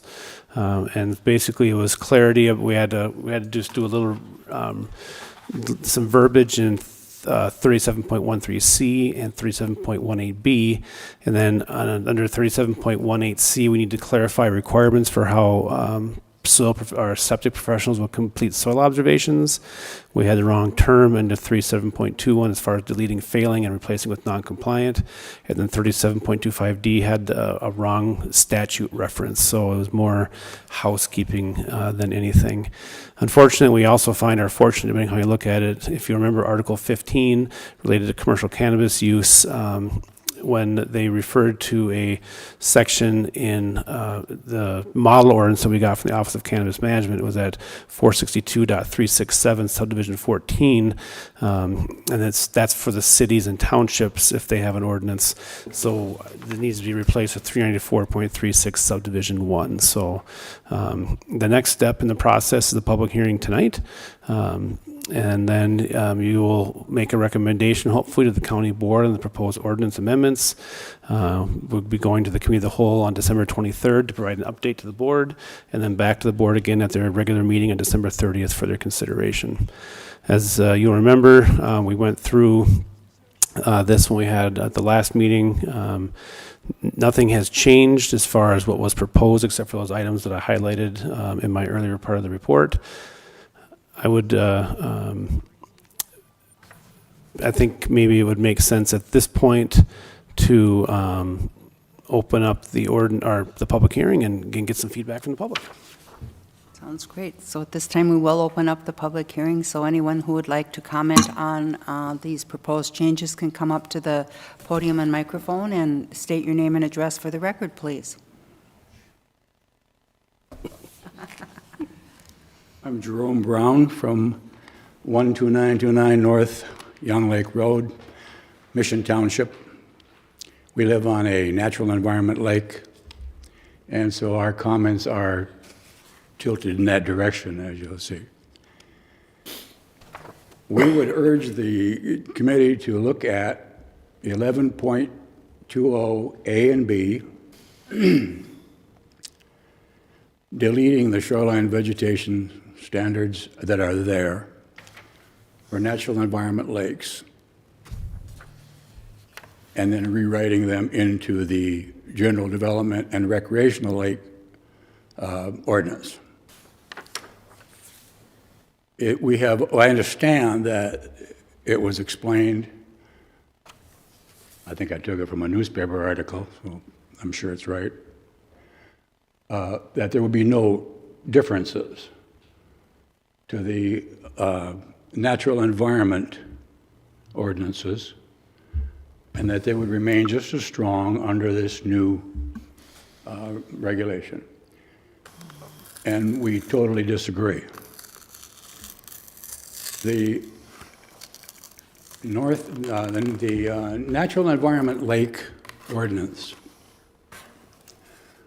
calls for protection of, and I'll quote it, trees, shrubs, undergrowth, and woody vegetation. As that is taken out of there and sent over to the general development and recreational lake, they now call that,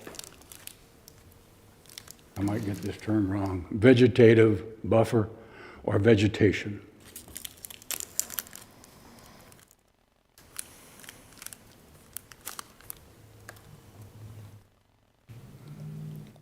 Okay, that's what they took out.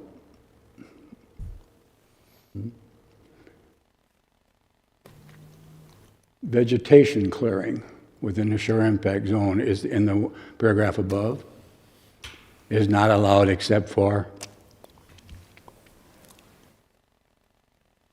and there's a big difference between vegetation and trees, shrubs, undergrowth,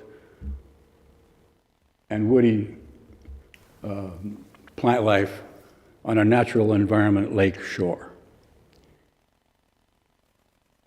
For the purposes of visual effect, for the purposes of runoff, protecting from erosion, and other reasons,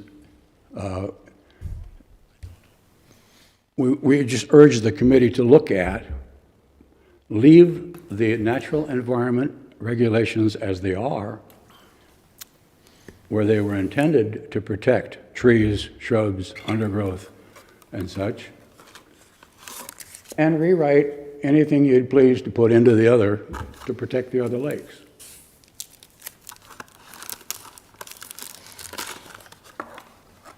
I guess the whole purpose of our input is to encourage that. Don't lessen in any way, and don't think that by not changing that verbiage from trees, shrubs, and woody stuff, that is not vegetation. Vegetation could be planting some grass. A vegetative buffer zone in a new code could be planting grass. We're saying that if you come to our lake, our natural environment lake, and destroy the trees, shrubs, woody vegetation, undergrowth, you should be required to put back trees, undergrowth, and woody vegetation, not plant some grass. And I think with a correction to that, by leaving our B that's crossed out in there, we will accomplish that. And we urge the committee to look at that. Thank you. Thank you for the opportunity. Thank you. Merry Christmas. And I welcome any questions. I welcome any discussion as to why we feel that. That's a big general statement to say that, and we have many, many reasons, mostly from history of goings on in our lake that we would discuss. Thank you. Thank you. Chris, I don't know if there's any clarification or comments Sure, that you want to you make. want to make sure nobody else wants to speak, and then we can close the public hearing. And Is there anyone else who would like to speak? I don't know if you want to do that individually or collectively. We'll do it collectively. Okay. Hello, my name is Brenda Charpentier, and 12929 North Young Lake Road in Mission Township. I live on a natural environment lake. It's used extensively by wildlife, and it still has about a dozen undeveloped lots around it, most of which are set to change hands in the next decade or so, either through passing on down through inheritance or by selling. So I'd like to encourage the board to either keep the extra protections we have now in place and strengthen their enforcement with better oversight, or strengthen the language that's being proposed now to add a vegetated buffer on all lakes so that it will truly protect our vanishing shoreland wildlife habitats.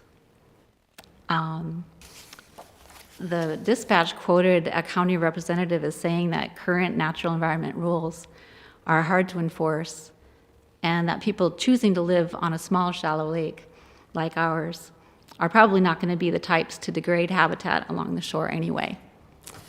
But I'd like to tell you from personal experience that that is just not the case. A couple of years ago, we watched landowners on our little lake make a lot of changes with a bobcat bulldozer, bulldozing the shoreline. At first, they didn't have a permit to do anything. They didn't even know they needed a permit. We told them they needed a permit. They balked at first, but then got one. They said they had damage because of a beaver run, and so got a permit to fix that, which could have been fixed with a yard of dirt. That's not what happened. Essentially, though we complained and others around the lake complained, they had a permit, they overstepped the permit, and then I think the county just felt like if it was all said and done, their hands were kind of tied and they just couldn't do as much as we had hoped that could be done. So essentially we're left with a property on this tiny little lake that is landscaped to look like you're on one of the bigger recreational lakes where the giant mansions are and the perfectly landscaped lawns right down to the shore. So clearly something is not working, and the system as a whole just needs to be strengthened. So when we read that these rules were proposed to be changed, and that the whole area, the whole section on natural environment lakes giving us a little bit more protection was going to be deleted, we were very concerned. And we just wanted to speak up on behalf of our little lake and the hundreds of others like it in Crow Wing County that I think are very threatened. I volunteer for the Loon Center. I take people out on tours of Cross Lake, and we all look at all the shorelines, and everyone says, wow, can loons live where there's rocks all along the shore? And I always have to say, well, no. Unfortunately, those landowners, maybe they just didn't know that they should leave some natural vegetation for the loons. And people are always quite surprised. And so I worry about our little tiny lake and people who just seem to think that they should make these little lakes look like what we see on the bigger lakes. So I just wanted to call attention to those concerns here. And I don't want to repeat things that I did write in some written statements that unfortunately I screwed up the deadline, and I thought I had until today to get those written statements in. So I don't know if they're part of your packet. That's why I thought I would stand up here today and express my concerns. And basically, as my dad just said, we're concerned that by adding that one line, which is line F, to the ordinance for all lakes, and it says that after you get a permit for the 30% of your shoreline that you can intensively clear, which means take every single stick off of it, that we want to require a 70%, the rest of the land, the 70% of that shoreland for 25 feet out, would need to be vegetatively buffered or have a vegetative buffer on it.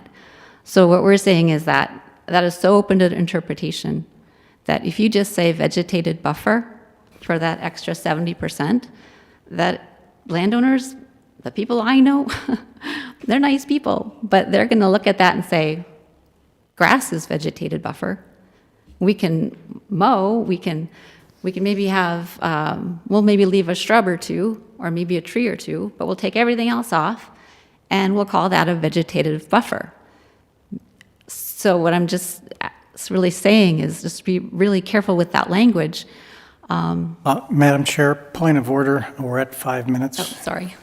All right, so I've made my point, but just encouraging you to please change the language to be much more specific to protect our shoreline. Thank you. Thank you.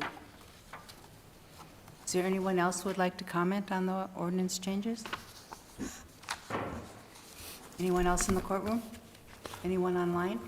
Nobody. Okay, I will then bring it back to you, Chris. I don't know if you want to comment, and then... Yeah, I'll respond. I know Jerome, I've worked with him on some stuff, and I'm glad to see you're here and doing well. And so there's two separate things that we're trying to accomplish here. So I'll try to see if I can break them apart. So right now, we have vegetative standards for general development and for recreational development lakes, and then we have standards for a natural environment lake. So if you look at under A, number 1, it says intensive vegetative clearing within shore impact zone 1 is not allowed except as provided under 11.20C, which would be the shoreline recreation use area, which means you can 30% of your shoreline, you could remove the vegetation back 25 feet. That would be the location where you would, maybe people sometimes will build a beach, be a dock. That's the area where we want to have them kind of do their shoreline activities. This is in response to, this is for basically lots that are undeveloped. New lots, people are coming in and building new on them. So what that means when it says that you cannot clear cut shore impact zone 1, that means that on a GD lake, that's 37.5 feet. Recreational development, 50 feet. Natural environment lake is 75 feet. So there's protected standards in those areas, and this is language that comes out of the state rule that comes from the DNR, and so that's what we're using in this area. Now, when you go down to standards for natural environment lake, you go to number 2, where it talks about the requirement of a shoreline buffer of 25 feet landward. That is not something that we as a county could go to somebody on a natural environment lake, let's just say they mow the grass to the water, and say, you now need to put a 25-foot buffer on. The language in here says to maintain a natural state of a 25-foot buffer. It doesn't say to restore or to, that sort of a thing. And so what could happen with this section technically is that somebody who is on a natural environment lake could go down to Never Remember B and say, with not having touched their vegetation, it's a lot that hasn't been built on, and say, oh, I only have to have a 25-foot buffer on my lake because that's what you require for a natural environment lake. But on a GD lake, we require 37.5 foot, and on a recreational development, we require the 50 feet. That's the difference. That's the difference that I'm trying to maybe point out in this situation. Well, Madam Chair, could I just ask a question Yes. about that? But if it exists, they have to maintain it. That's Correct, what and that would be 2 says, right? If it exists, they have to maintain it. Correct, and we would have that same item in number 1, which is that they are not allowed to intensively vegetate clear shore impact zone 1. And for our ordinance, intensive vegetation clearing is that shore impact zone area, or that shoreline recreation use area, that 30% of the shoreline. That is a spot where you get to do the intensive vegetation clearing to be able to put, and use down by the water's edge. So Madam Chair, so with the new proposed wordage in the ordinance for this, the natural environment lake is actually, more restrictive with the new than what it is currently. Because currently, they only have to maintain 25 feet. yeah, and on a GD lake, you'd have to maintain 37.5 or 50 feet on recreational Right, development. but under the new verbiage that's being proposed for the ordinance, now the intensive clearing and all that is 75 feet. Yeah, so this is intended, like you said, for lots that haven't been, for natural Right, lots that aren't haven't currently been. developed, I understand that. So when they mentioned to go down to F under C, This is a situation where somebody comes into our office, they've got the lawn mowed down to the grass, and they say, I'd love to build my shore rec area and put my beach in. This provision will allow us now to say, you can do that, but you need to restore vegetation on the 70% back to 25 feet. We can talk about the verbiage, and maybe vegetated buffer isn't the right language to use. We do have a definition or ordinance about a no maintenance buffer that is in our ordinance. We could definitely put that in there.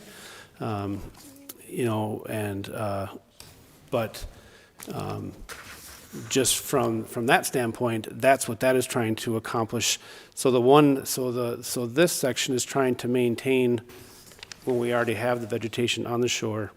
F, what that is trying to do is to require to get more vegetation on the shoreline in lieu of them creating what they want as their shore rec area, which would be typically be a potential beach area, or where they might want to put a small patio, 120 square foot patio, those sorts of activities.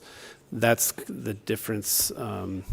That's the difference between the two. So Madam Chair, Chris, so going back to how it came to us was we want to try to do something for recreational development in GD lakes, right? GD and RD lakes, right? To try to get a buffer. More vegetation, correct. Right. Yes. That was how it came to us. Yep. And so we were going to consolidate them with no intention to degrade our standards for natural environment lakes. That's not something we want to do. The problem with maybe consolidating that is, and we've had this conversation, if it goes forward and the county board says, we're not willing to do 25%, we want 10%. 10 feet. 10 feet, I'm sorry, 10 feet, not 25 feet. Then it in effect would have the outcome of degrading the standard for natural environment lake, because we grouped it together. Now we said you don't have to maintain 25 feet, you have to maintain 10. If it went that way. Yep. And that's, I can just, from listening to the first committee of the whole and so on, there's always a negotiation, right? And so I'm not sure, personally, I don't want to do something that's going to degrade a natural environment lake. Correct. And I honestly, personally don't think there will be enough votes at the county board to do something that would degrade a natural environment lake. I'd agree. So, not only just listening to the input. So my only question is, how do we ensure that that's the if that's how we feel, how do we ensure that's the message to the county board out of here? Because to put it together, just to make it easier to put it together and have the unintended consequence of degrading a natural environment lake would be a mistake. So I think, an option could be, if the board, the county board maybe thinks 25 feet might be too much, say for a GD or an RD, maybe they find 10 feet more palatable maybe. I still think we could have that 25 feet, the recommendation coming across that 25 feet would be the number though for natural environment lakes would be the right buffer on that. So I think you could do maybe both and, and maybe, based on the feedback that we're hearing, maybe it's something that when we get up into this section, could include language, for, I'm trying to think where we could put some language in 11.20 to reflect the conversation about, trees, shrubs, and low ground cover as well in there. So maybe that's something we could propose to add up here into this, and then, but this is my perspective on it. And right now, we have a lot of shoreline in this county that's mowed down to the water's edge because that's a historic, been there for decades and decades and decades. We would be one of the first counties in the state. I've had the DNR call me and have conversations because they think this is great. They really they're very excited about the idea that a county like Crow Wing would have a regulatory where we'd require buffers to be in place. They're not really all that worried about the depth. They just think having a buffer, you know, they mentioned even, you know, like 10 feet would be great. I think they're that, but I do agree that I think, you know, we could, you know, make a recommendation that, you know, the natural environment lakes would be at that 25 foot for sure. And then, you know, maybe the GD and the RD lakes might be more of a 10-foot buffer, might be more, because at the end of the day, we can have, you know, great ideas and we can want to, you know, do all these ideas, but we have to get 3 votes from the county board, and that's the, you know, that's the thing. And so what I get concerned about is that, you know, this restoration part that we have in F, I think is a big improvement for the county, and I would hate to lose that over when we get where the board might not be. This might seem like a little bit too much for some of our county board members. So I'm trying to figure out how do we you know, find that maybe middle ground where we can all agree on something. Yeah. Madam Chair, if I may? Yes. So I like the objective of the RD and GD lakes, right? General development, recreational development. So I like the proposal on all of that.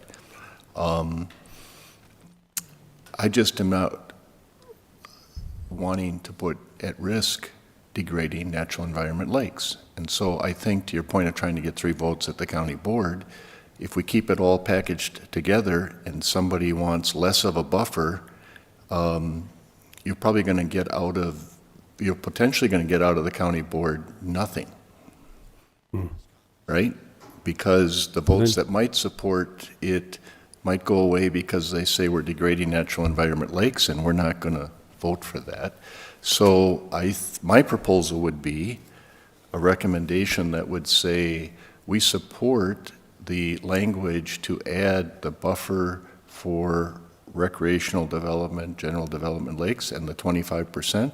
But should that number change, we want to maintain the 25-foot buffer for natural environment lakes.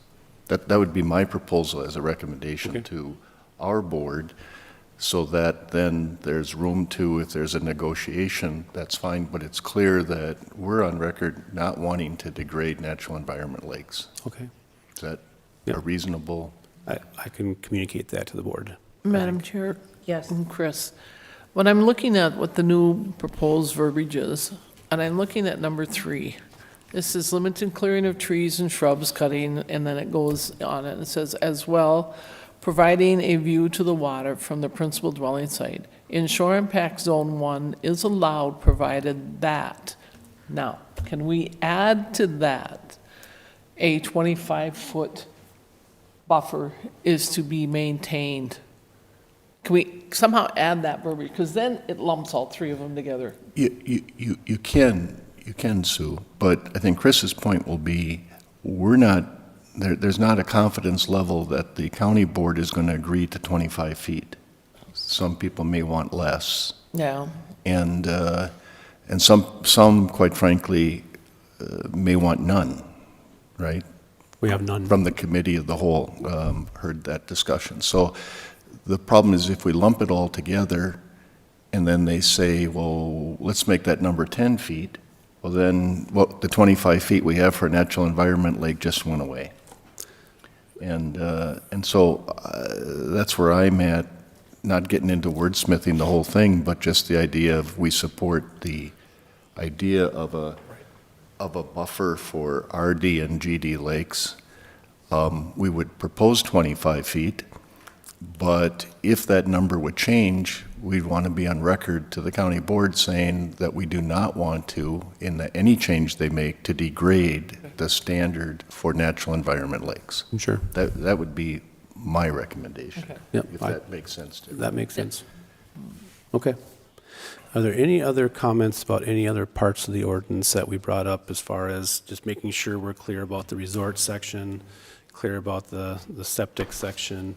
You know, based on some of the comments that we heard tonight, is there interest in, when we look at F, instead of a vegetated buffer, we use the term in the ordinance of a no maintenance, you know, buffer? We could, you know, maybe that's what you wanted to use, that terminology there instead of a vegetated buffer, and then at least we have a definition of the ordinance of what that would consist of. which would be more, something that, vegetative buffer might be too general of a term to use in this situation. But, Madam Chair, go ahead. one of the letters and one of the people making comments did bring up, I think, a good point in terms of definitional issues related to vegetative. Could be grass. If we've got one shot at this, my proposal or recommendation is let's be more specific in terms of natural plants, not mowing, et cetera, et cetera. I don't want somebody putting in sod and thinking that they've just remediated something. So I think we should be real clear definitionally on what we mean by vegetated. I concur with that, because otherwise it means a lot of things to a lot of different people. I agree. And Madam Chair, Chris, don't we have a definitions section? We do. And so we could have a definition of vegetated buffer in that section and wouldn't require us to change this part of the ordinance? And to actually spell it out so it's quite clear. Yeah, so we don't have a definition for what a vegetative buffer would be. But we could. We could, but I'll just tell you what we have, and maybe that will work, or maybe we need to amend that as well. That's a good point. So here it is. So we have a definition in the ordinance that talks about a no maintenance buffer, which is a strip of land and a riparian parcel adjacent to a public water upon which vegetation is to be maintained in its natural state and not be mowed, cut, or removed shorter than 8 inches in height, and is consistent with the standards set forth in the department's shoreline rapid assessment model. So then to Andy's point, could we, Madam Chair, if I could we substitute vegetated buffer for a no-mow buffer? Yes, and we that could. fits that Absolutely. definition? No, I think we can make that recommendation to the board. Yep. That works. Yep.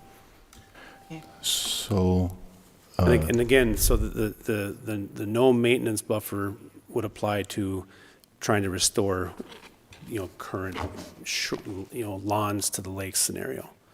The no mow, that wouldn't apply to the other. The other part is you need to keep what's on your shoreline, except for that 30% of where you get your vegetated area, and then that's where we're going to maintain trees, shrubs, grasses, that sort of a thing. So, yeah. So this part is just when we're trying to get somebody to stop mowing their grass and to leave, starting to grow some buffer of native vegetation, native grasses along the shoreline. Yeah. Madam Chair, so, Yes. and I don't mean to belabor this, but I'm just trying to put on the hat of a sneaky property owner and maybe avoid issues. So if we use this definition approach in this set-aside segmented area, would they be allowed to put in like riprap and then let weeds and stuff grow around the riprap? Or we're talking natural right down to the water's edge? So we have an ordinance that describes when you can put in riprap and when you can't. Okay. We've added some more clarity to that in the ordinance in the last year and a half, where there wasn't clarity in the past as much as we should have. It's important to remember that we didn't regulate riprap until about 4 years ago. Yeah. And so there was no regulations. You could put wherever you wanted. And so now riprap can only go in places where there's proven and shown erosion. And we do a joint site visit with our staff and the DNR hydrologist to verify that. And that's the only time when you can use riprap.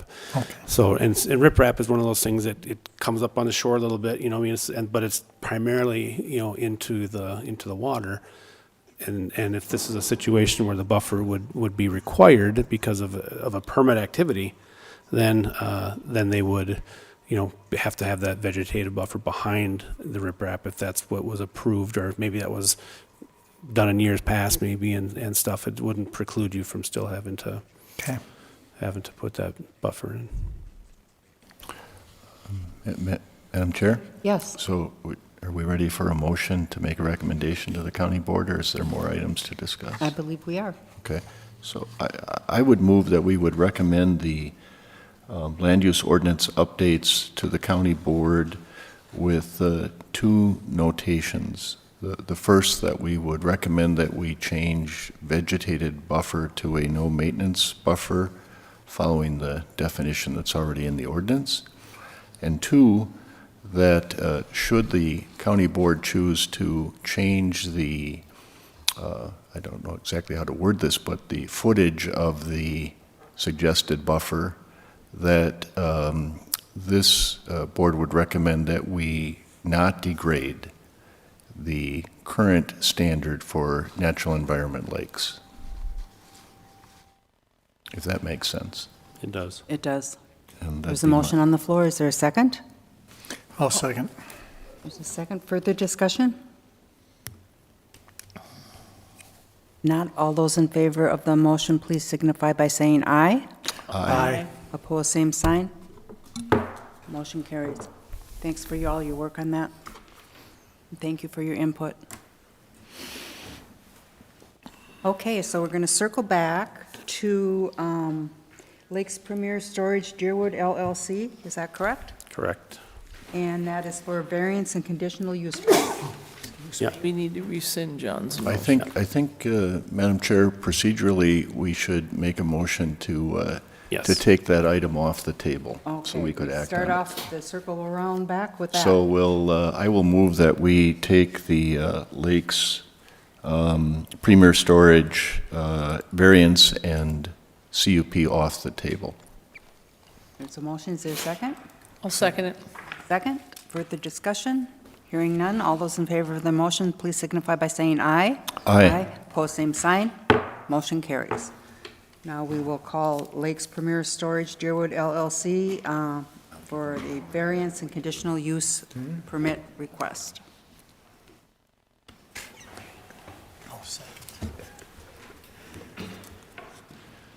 Good evening. Evening. Bronson Lake, 22609 O'Brien Road, Brainerd, Minnesota. Thank you. And Chris, can you read the request I into the can, record, and please? welcome back.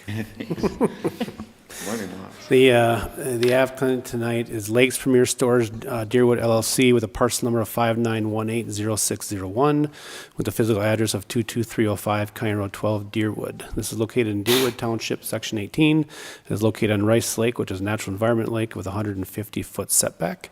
There's two requests before you tonight. One is a variance for a property line setback of 70 feet, where 100 feet is required for a commercial storage building to a residential property to construct a 22,120 square foot commercial storage building with 26 units. And second, a conditional use permit for the commercial storage facility to allow one 22,120 square foot commercial storage building with 26 units. Proposed impervious on the lot is at 21%. So this is a change from the last plan that you saw when the applicant was here.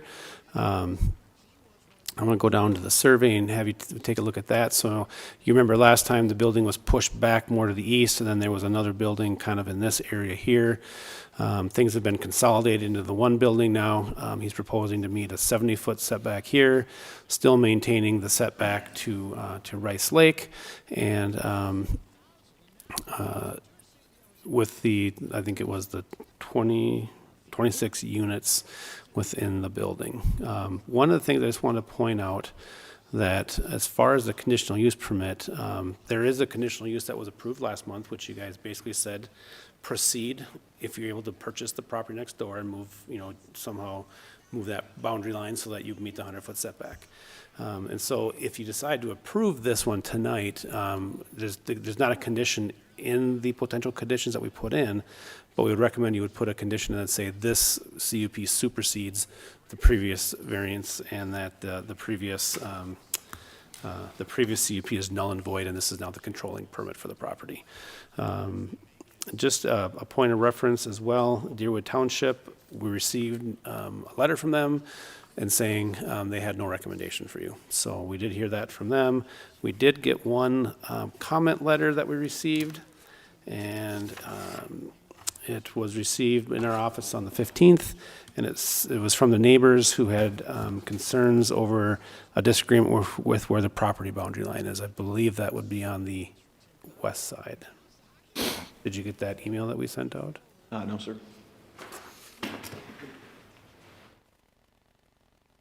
So they just had a question over, not in agreement with the property boundary.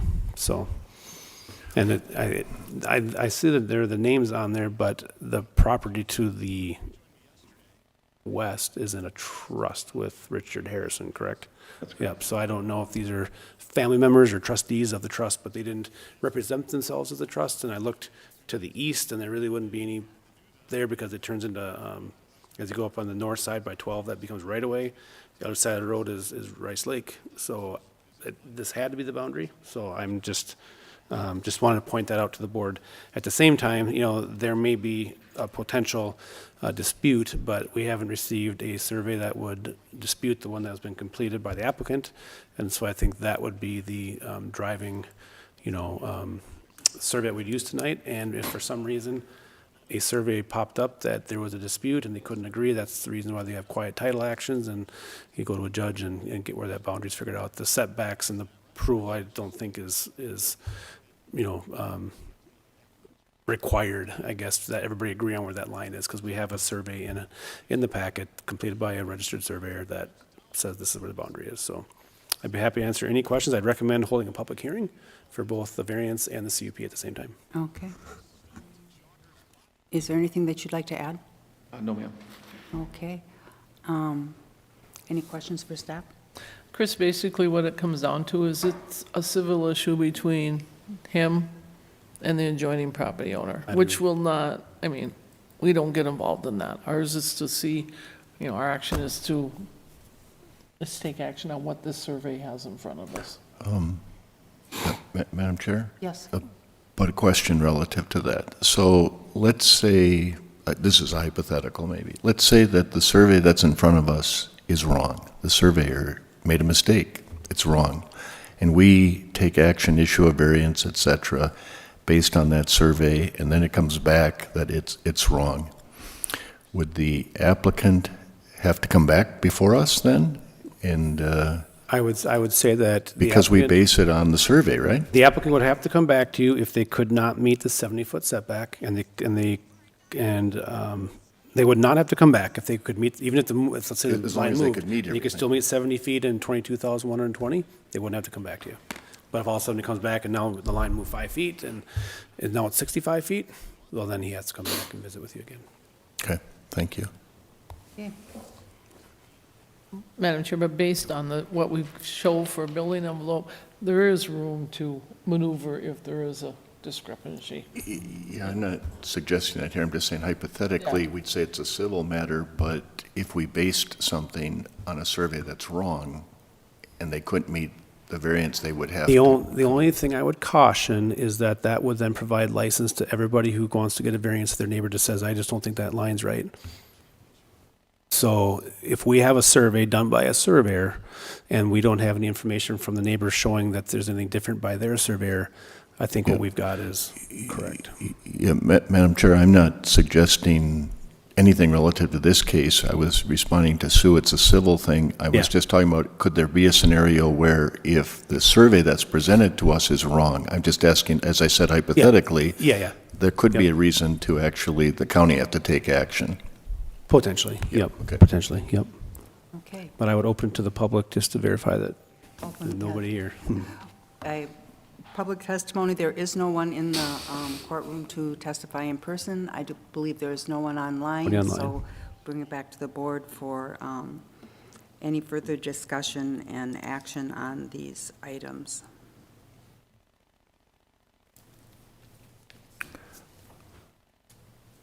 I'm willing to support the variance. Okay. Go ahead. If you'd like to put that in the form of a motion, that would be great. I would move approval of the variance for a property line setback of 70 feet where 100 feet is required for a commercial storage building to residential property to construct one 22,120 square foot commercial storage building with 26 units. And I don't believe there are any We had conditions for the variance. We didn't recommend conditions for the variance. We had that with the CUP. So. And with the survey that's been presented and the findings of fact that are in the staff packet. There's a motion on the floor. Is there a second? I'll second. The second. Any further discussion? Hearing none, before we vote, I need to clarify a few things with you or verify. Do you understand what is being approved tonight with this variance? Yes, Madam Chair. Do you understand the conditions that are required as part of the approval? Yes, Madam Chair. Do you understand that you must obtain permits now from Land Services Department before construction begins? Yes, Madam Chair. And do you understand that what is being approved tonight is final? Any future changes to what is being approved tonight, such as structure size, height, or location, must be approved by this board. This means that you would be required to submit a new application, pay the appropriate fees, and provide an updated survey and any other required information with the new request. Staff cannot modify or change what has been approved by this board. Yes, Madam Chair. Okay, great. With that, we will proceed with the vote. All those in favor, please signify by saying aye. Aye. Opposed, same sign. Motion carries. Now the conditional use permit. Madam Chair, I have the recommended conditions from staff up on the screen, very similar to the last conditional use permit that was approved for the property. The only change I would recommend would be condition number 10, that would say this conditional use permit supersedes any previously approved conditional use permits for this property. Any previous CUP are null and void, and this new CUP is the governing permit. With that addition, yes. Yep. Okay. Madam Chair? Yes. I would move, if there's no discussion, I would move approval of the conditional use permit for a commercial storage facility to allow any 2,120 square foot commercial storage building with 26 units per the survey that's been presented with the 10 conditions, adding number 10, and the findings of fact in the staff report. There's a motion on the floor. Is there a second? Second. A second. Any further discussion?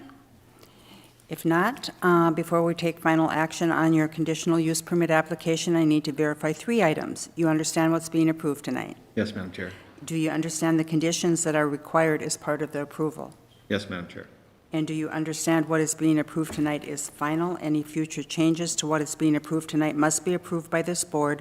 This means that you would be required to submit a new application, pay the appropriate fees, and provide an updated survey and any other required information with the new request. Staff cannot modify or change what has been approved by this board. Yes, Madam Chair. Okay. With that, we'll proceed with the vote. All those in favor, please signify by saying aye. Aye. Opposed, same sign. Motion carries. Thank you. This will probably be the last time we see you, I'm going to Next miss time you we guys. permits.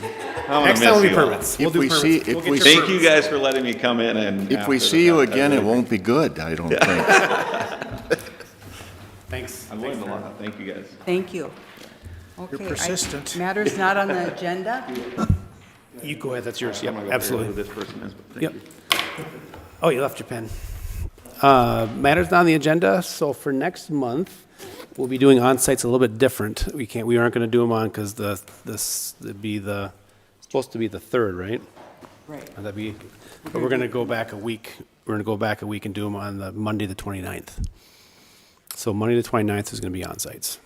Wait a minute. You're in December December. 29th? You're in December December. 29th. December 29th. Yep, Yep. right here. December 29th, we're going to do Yep, onsite. yeah, because Oh. usually we would have done it, I thought we The were going to be f- doing yeah, we it would've done a it the week later, yeah. well, the problem is that we Schedule. starting to run, Yep. yeah, so we decided to go back instead of go forward, so. Okay. um, I have a I asked conflict. Nicolette and she didn't want to come in on the New Year's, I don't know why. Well, that's I disappointing. was like, yeah, I was like, how dedicated are you to your job? So we're going to have on-sites on the 29th? 29th. Okay. There's only 3 on-sites to do, so there's not too many to look at. We have, what do we have for applicants, Stacy? How many applications do we have? So I'll have to change another appointment. I have an appointment too.